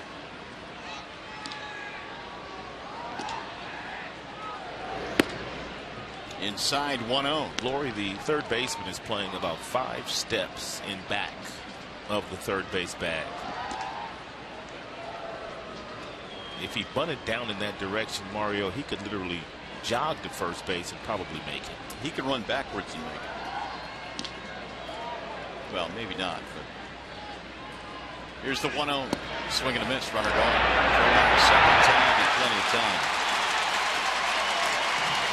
So Romine is out. And there are 2 gone now. Another good throw by Fegley. And he got Cespedes last half inning by a pretty good margin, and he got Romine here by about the same margin, about 3 feet. 3 steps, I should say.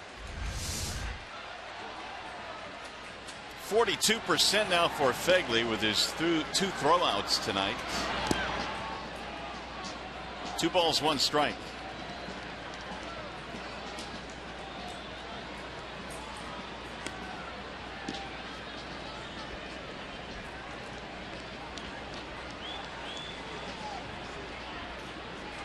Perez's slump has reached 0 for 18. And the 2-1. High, 3 balls, 1 strike. It was going to be a tough duty for Perez anyway. An everyday player, obviously, in the minors. And they carried him this year, along with Romine, his backup infielders. Ground ball foul. Not many at-bats for Perez with the way that Iglesias has gotten off to a nice start in 2015 and Ian Kinsler. You're not going to play first base. It's tough for him to get going. Well, and he did in the minor leagues last year. Had a good season, 287, knocked in 53, hit some home runs. And he lost in ball 4. So Chavez walks the number 9 hitter.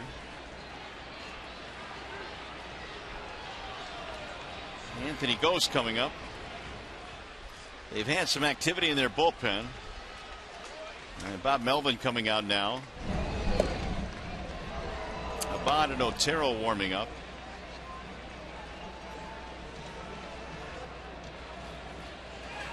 But Chavez will stay in the game.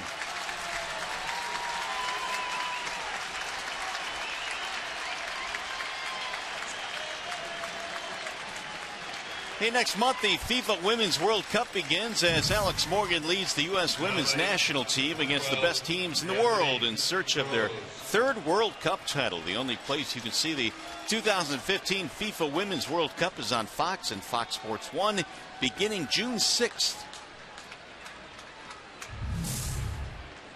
So a 2-out chance now for Anthony Gose. 2 more singles tonight for Gose and a run scored.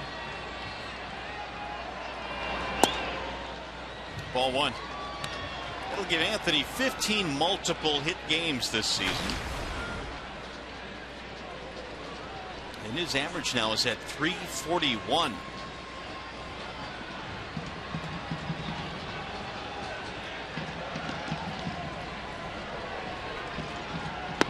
Gose takes high, 2-0.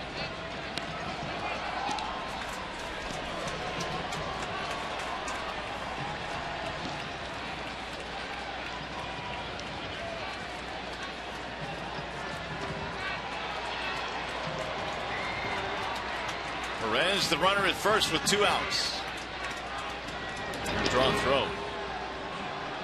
So Jabba Chamberlain warming up at the Detroit bullpen. He's been the 8th inning guy for the Tigers again this year.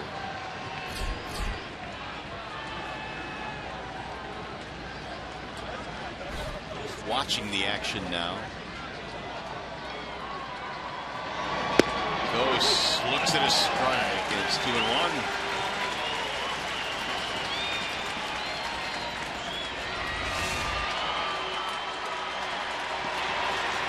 Well, they looked a little bit up and outside.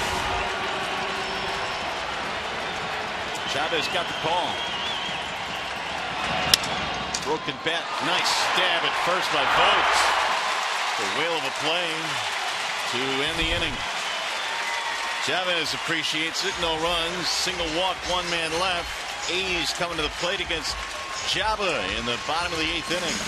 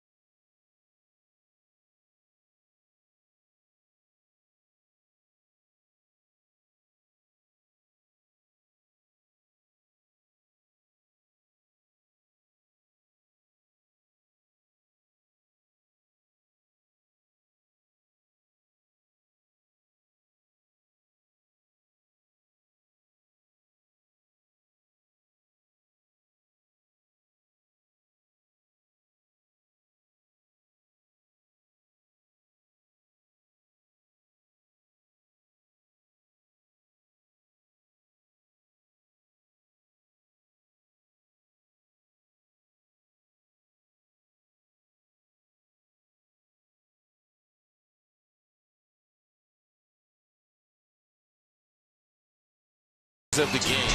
Oakland Athletics have stranded a lot of runners here tonight. Give David Price a lot of credit. When they were able to get on, he was always able to make that quality pitch and to get himself out of the jams. Oakland came in 1-9 against left-handed starters this year and in jeopardy of dropping another one.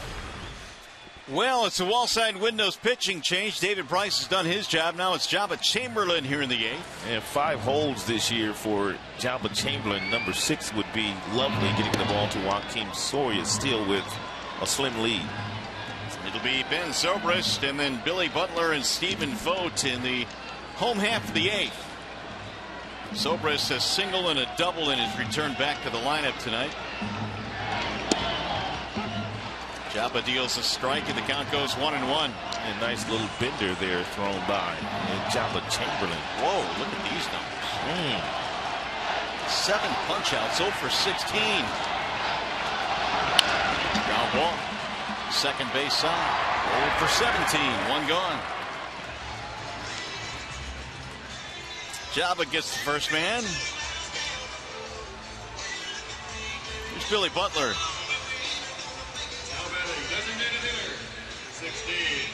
Billy is also hitless against Jabba in his career. Don't know how it's going to end up, but obviously a really good move by Brad. David could have gone out there again for the 8th inning. He's only thrown about 110 or a couple more than that as far as the pitches thrown are concerned. But Zobrist already with 2 really good at-bats against Price here today, and we showed you the numbers. Zobrist no success against Jabba. Soria is warming up now here in the 8th inning, along with Garcelani, so might stretch him for a 4-out save tonight. Yeah, that's what Brad's thinking. If he has to, he's going to do what he has to do to win this game.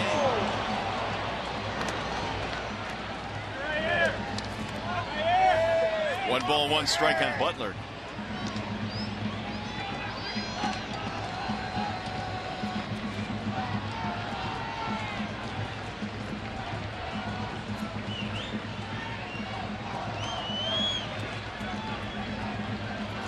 Price goes 7. Gives the ball up to Jabba Chamberlain here in the 8th. 5 hits on the night for both teams. 2-1. Butler has hit 4 home runs this year.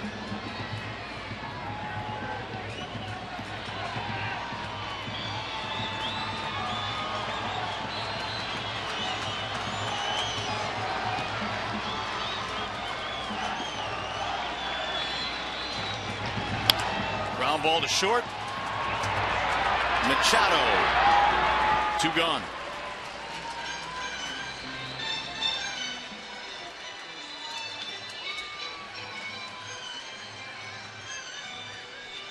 It's going to be it for Jabba Chamberlain as Brad Ausmus is coming out. He's already signaled to the bullpen.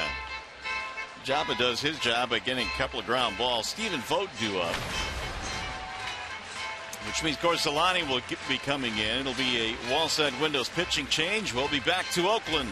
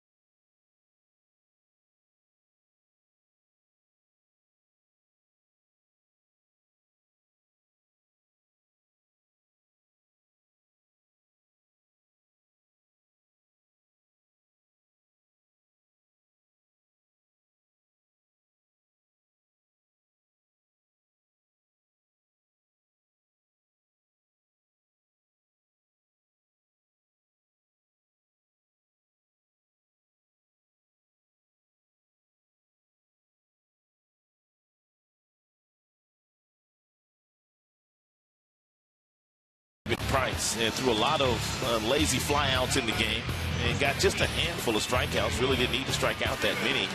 Oakland Athletics, he threw some outstanding curveballs, which got him a couple strikeouts and some ground balls. Overall, a nice night at the office for David. 7 innings, 5 hits, no runs. He struck out 3 on the bench right now, hoping the bullpen can close this one down. His 3rd start this season with no earned runs. It's also the 4th of the 10 starts this year where he's had 3 or fewer strikeouts. Further indication that he's not trying to strike out everybody these days. There's a ball outside to Stephen Vogt.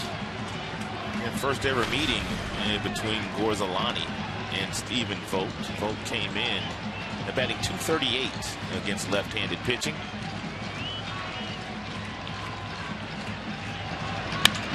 There's a drive right off the glove. But Machado still might have a chance. Saved at first base. What a heads-up play there by Perez, who nearly got Vogt.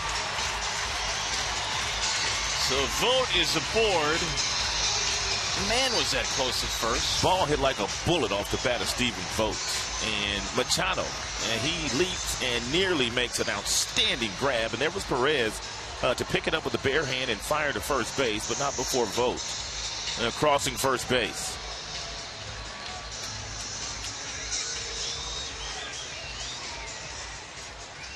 Vogt doing a little umpiring of his own. Boy, Machado nearly a flying catch. So Gorzalani will face just the one batter. And it looks like Brad goes back to the bullpen. Now pitching for Detroit. Soria coming in. We'll be back. Soria.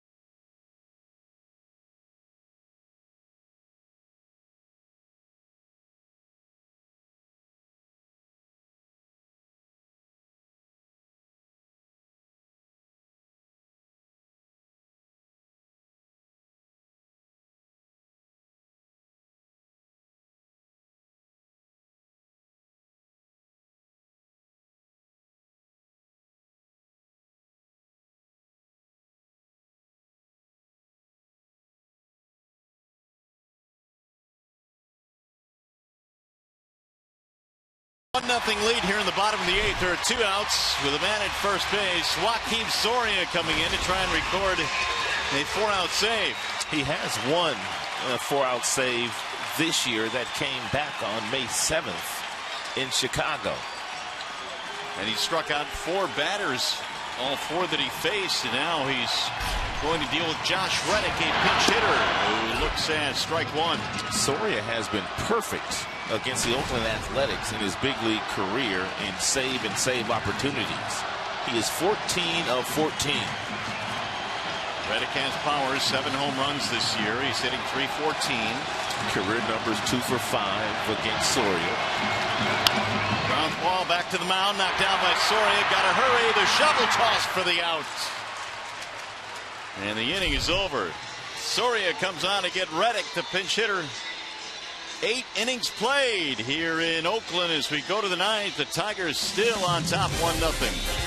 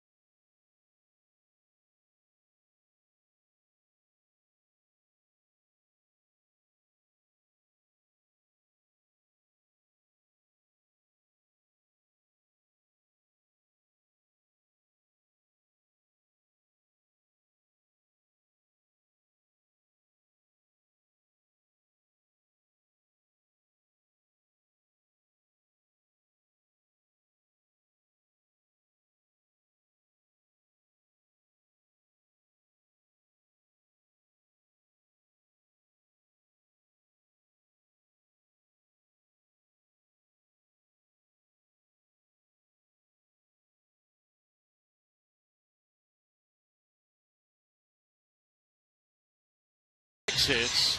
New pitcher now for the Oakland A's. It'll be Tyler Clippard coming out of the bullpen. And fastball changeup for Clippard. He throws his changeup a lot. He also features a cutter and a curveball and an occasional splitter, but most of his pitches are the fastball and the changeup. We've got some changes defensively as well. Sam Fuld moves from right to left. Reddick stays in the game to play right field, and we just showed you Clippard, and Clippard will face Davis, Cabrera, J.D. Martinez here in the ninth. And Rajay looks at ball one high. Davis, a sac fly, remains the only run in this game. And scored way back in the first inning. 10th RBI for Davis.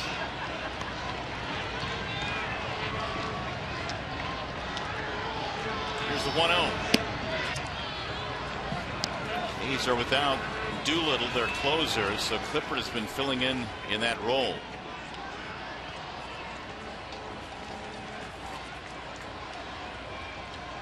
And Doolittle came off the disabled list today. Here's the 2-0 pitch, hammered back out of play. 2-1 the count. Bob Melvin said that the first couple of outings for Doolittle would be in low stress outings before he reclaims his closer's role.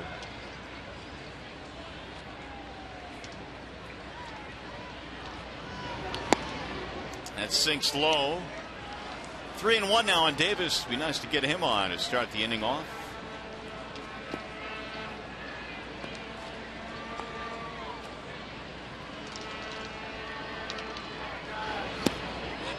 And they'll do just that. It's a leadoff base on balls. Rajay's aboard. There's no doubt in my mind if Rajay steals second base, Bob Melvin will probably just walk Miggy.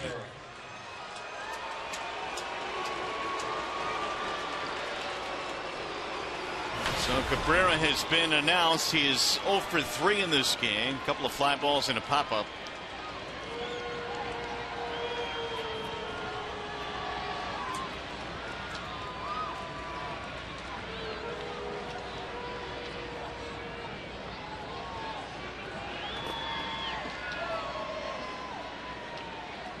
Davis 11 steals this year. And there he goes. Here comes the throw down to second. The tag. Got him at second base. How about Josh Phegley? That is the third base runner he's thrown out here tonight. That throw again, like the other two, right on the money. He got Cespedes, he got Romine, and now he gets the Speedy Davis. Only the second time this year that Davis has been caught. That's a good ball right there for Phegley to throw, too. Fastball about a foot off the bag, off the plate, I should say. It was low.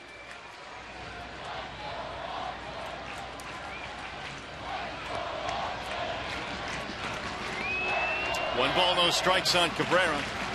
Bases are empty now, and Clippard will throw from the windup.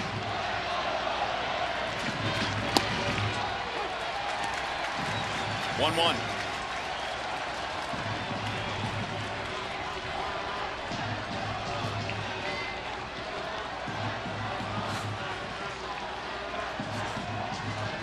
Brad Ausmus right now talking with Davis.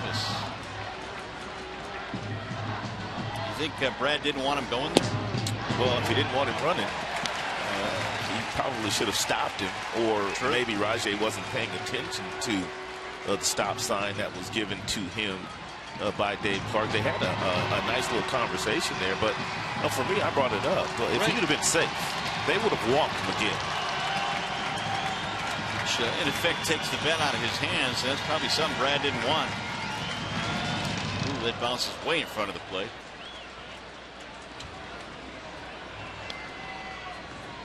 Two balls, two strikes. About to say, were you surprised that Rajay ran? And then we showed the shot of Ausmus talking with Davis, and it appeared that it's not something you want Raj to do. Rajay has a puzzled look on his face. He does.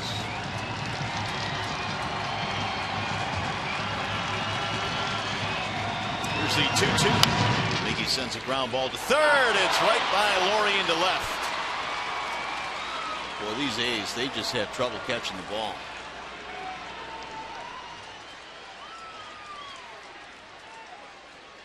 Tigers get a one-out base runner. They're going to call that a base hit. Now batting, number 28, J.D.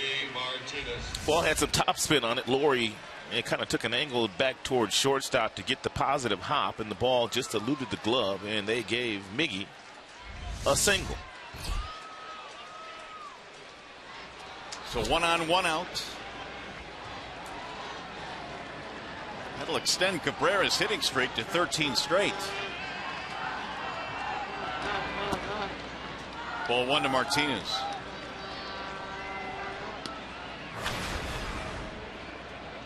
JD in search of his first hit in the series. He is 0 for 7. Strikeout, ground out, fly out in this one. 1-0 Detroit. We're in the 9th.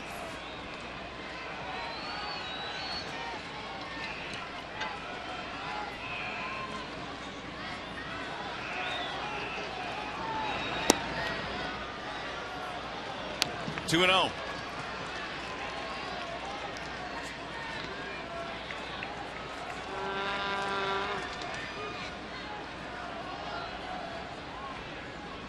Clippers spent the last 7 years with the Washington Nationals.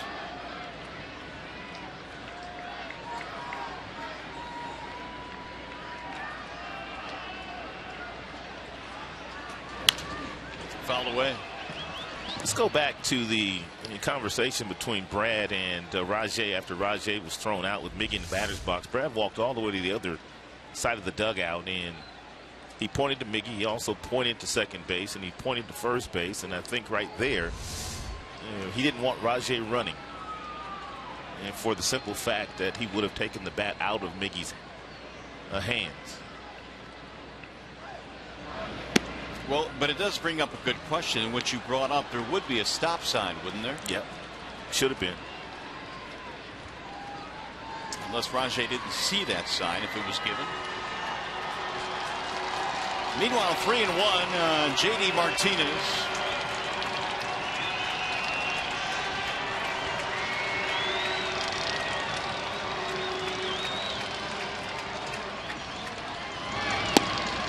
Strike called. Martinez thought he had a walk. 3-2. Well,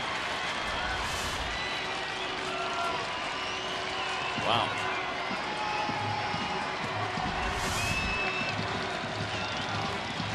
Decision time here for Brad on the 3-2 pitch to JD. And does he dare start Miggy in this situation?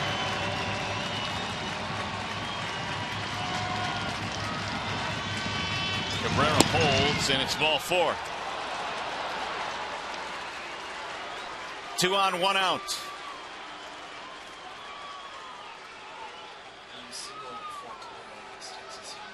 So Clippard is saying his troubles here in the 9th. A walk, a single, a walk, but the throw out of Davis running has helped out the A's. Did you mention that that extends Miggy's hitting streak to 13 games? Yep, 13 in a row. So here is Cespedes. Last time Yoenis was up, he hit a line drive rocket right at their shortstop Semien that Semien couldn't catch.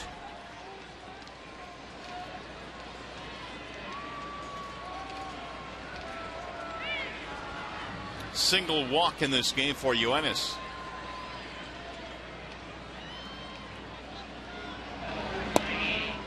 Strike 1. How about this? The A's tonight are 0 for 10 with men in scoring position.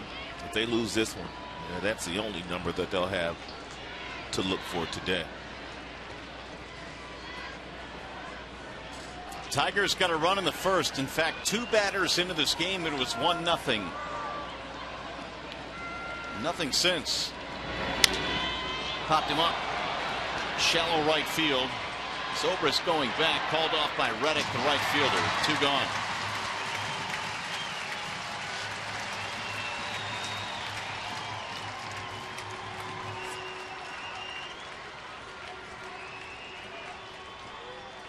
That'll bring up Dixon Machado.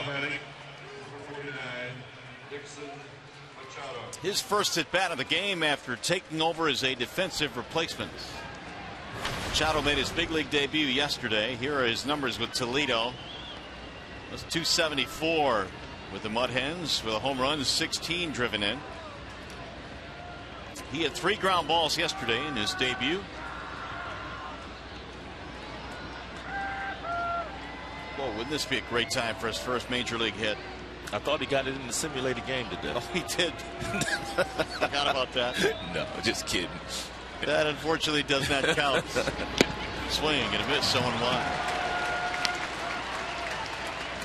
If you missed that whole story, Verlander during his simulated game gave up a single to Machado, and his teammates ran out and got the ball for him.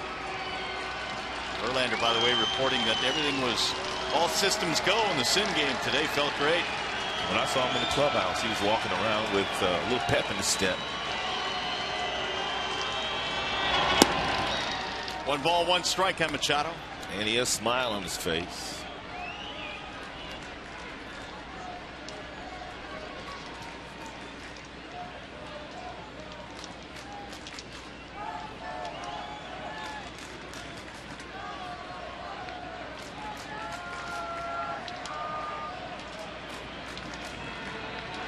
Here's the 1-1.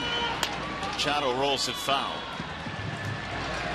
Clippard was a 2-time All-Star with the Nationals, but both of those years he was not a closer. He was a middle reliever when he made the All-Star team.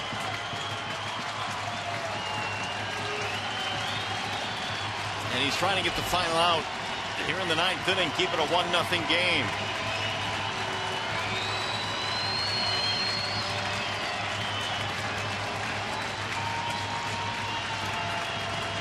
Here's a 1-2. Outside, 2-2 on Dixon Machado. 23-year-old Venezuelan who made his big league debut yesterday. And Reddick in right field has the strongest arm of the trio that are in the outfield between he, Burns, and Fold. He's got a rocket for an arm.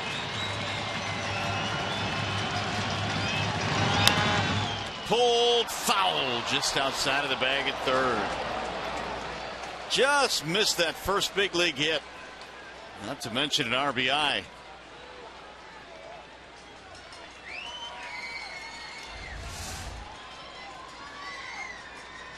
Boy, was that close. Mark Rippiger was right there to make the call.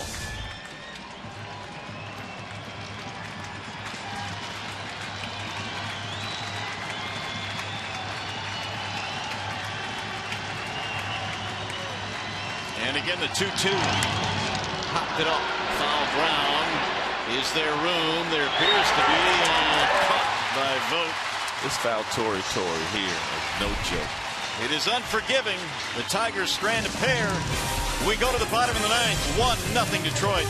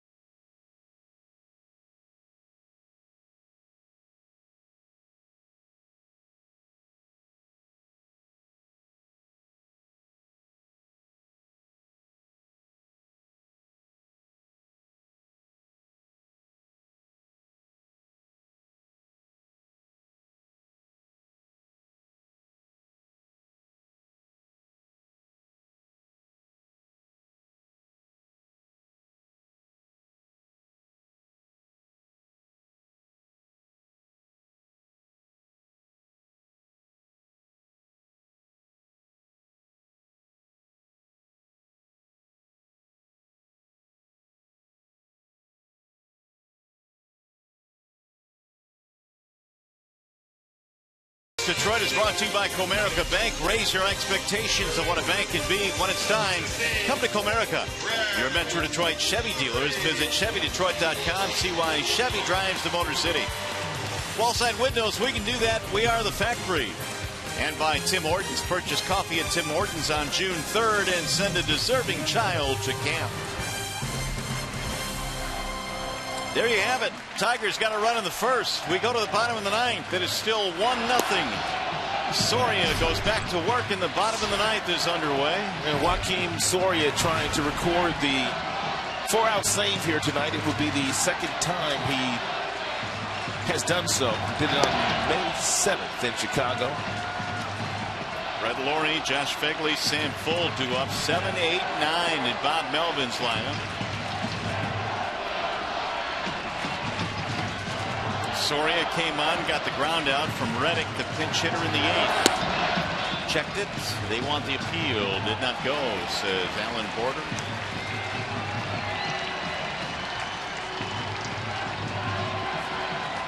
Two and 1 Brett Laurie. 0 for 3 in this game. Laurie fouls it away, and the count goes even now at 2. David Price awfully good again here tonight. Jabba Chamberlain, Gorzelani, and Soria all pitched in the 8th. David watching the proceedings right now, looking for 3 more outs. Bouncing ball left side, gobbled up there at third by Romine. 1 gone.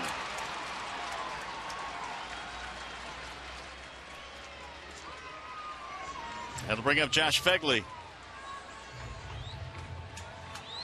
Your attention, please. He will not pinch, or will not hit, rather, pinch hitter coming up. Muncy is going to pinch hit. Muncy. So it's Muncy for Fegley.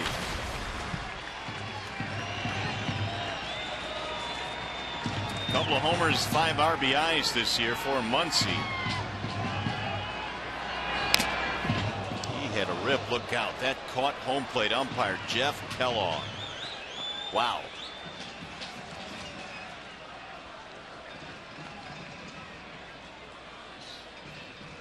I'm going to take a look at him.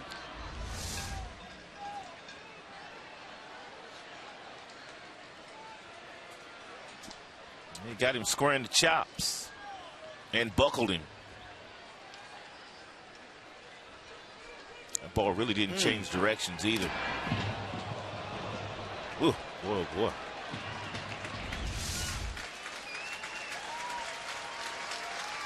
So Kellogg says he's all right.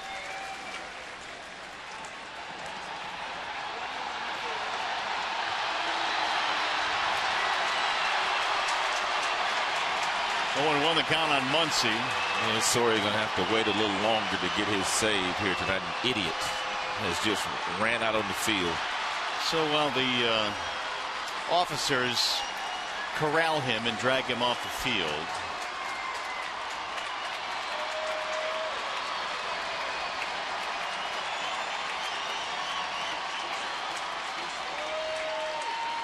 let's take a peek at the Nissan drives of the game. Stephen Vogt, his last time up, it was the bottom half of the 8th, and he hit an absolute rocket off of Gorzelani for a base hit. And then it was Soria coming in to throw 1 pitch and retire the pinch hitter, Josh Reddick, to end the bottom half of the 8th. They still give you 1 phone call when you go to jail? I think they still give you 1 phone call, but enjoy that record now of having it thrown in jail here this evening. Meanwhile, Muncy back in the box.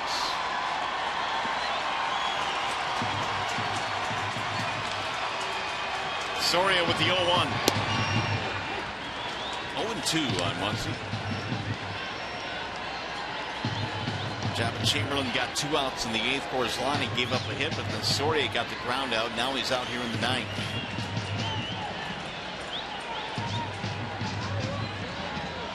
Here's the 0-2.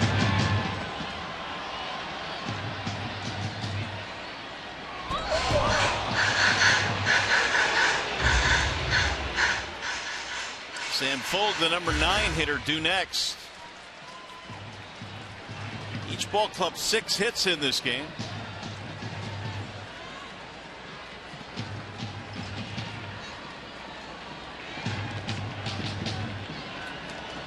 The 0-2. Missed it outside. 1-2 on Muncy. A real slow breaking ball there thrown by Soria at just 69 miles an hour.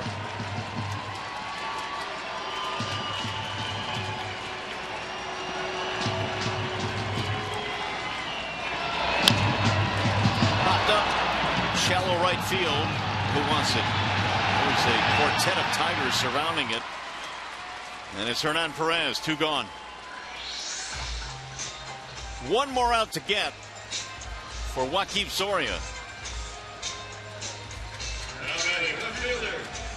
23. We'll bring up Sam Fuld.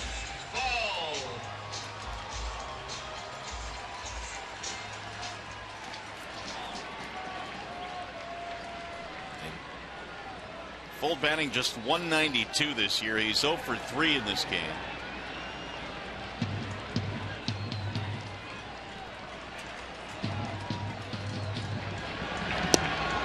And it's in there, a strike, 0-1.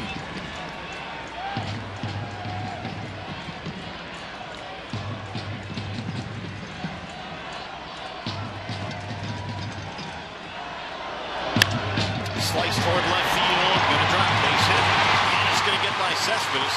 Ghost will back him up. Fuld going to second. He's in there standing up. Tying run at second base, a double for Sam Fuld. And the A's are still alive.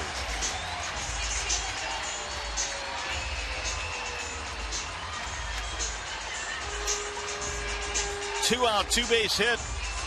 Now batting center fielder, number 1. Here's Billy Burns.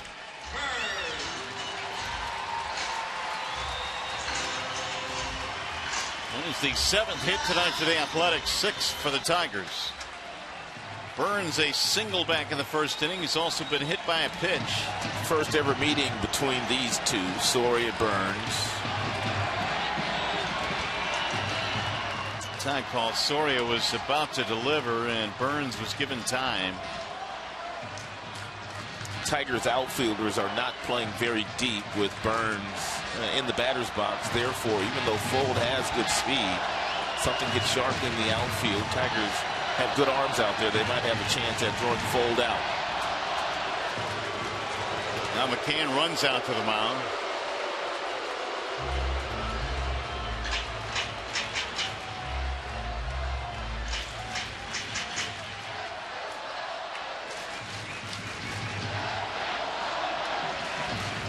Tonight, the A's are 0 for 10 with men in scoring position. And Soria trying to make it 0 for 11. Now again, he steps out.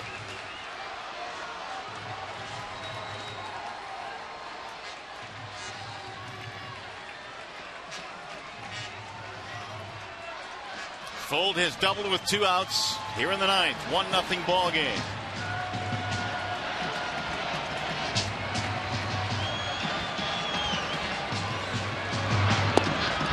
In there, a strike called on the outer edge. 0-1 on Billy Burns.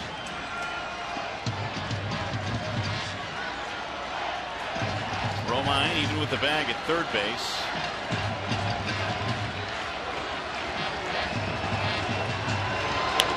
Grounded foul and now quickly 0-2.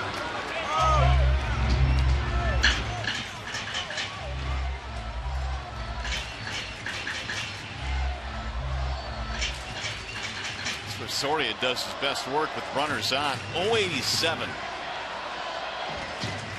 too shabby with the bases empty either.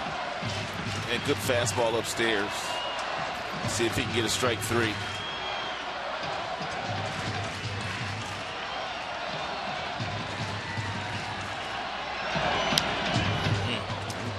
just got a piece up to stay alive. Go back up there again. You don't want to make any mistakes at the bottom of the zone with a breaking ball. You want to make Burns earn this base hit if he's fortunate enough to get one.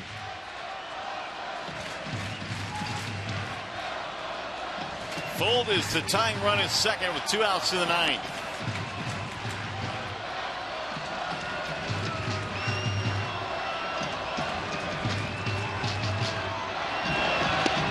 side. 1 ball, 2 strikes.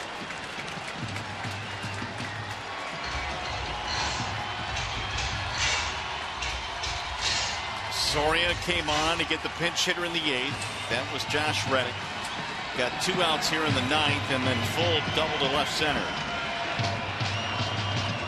David Price looking on. Runner goes to third. Is hit in the air toward left field.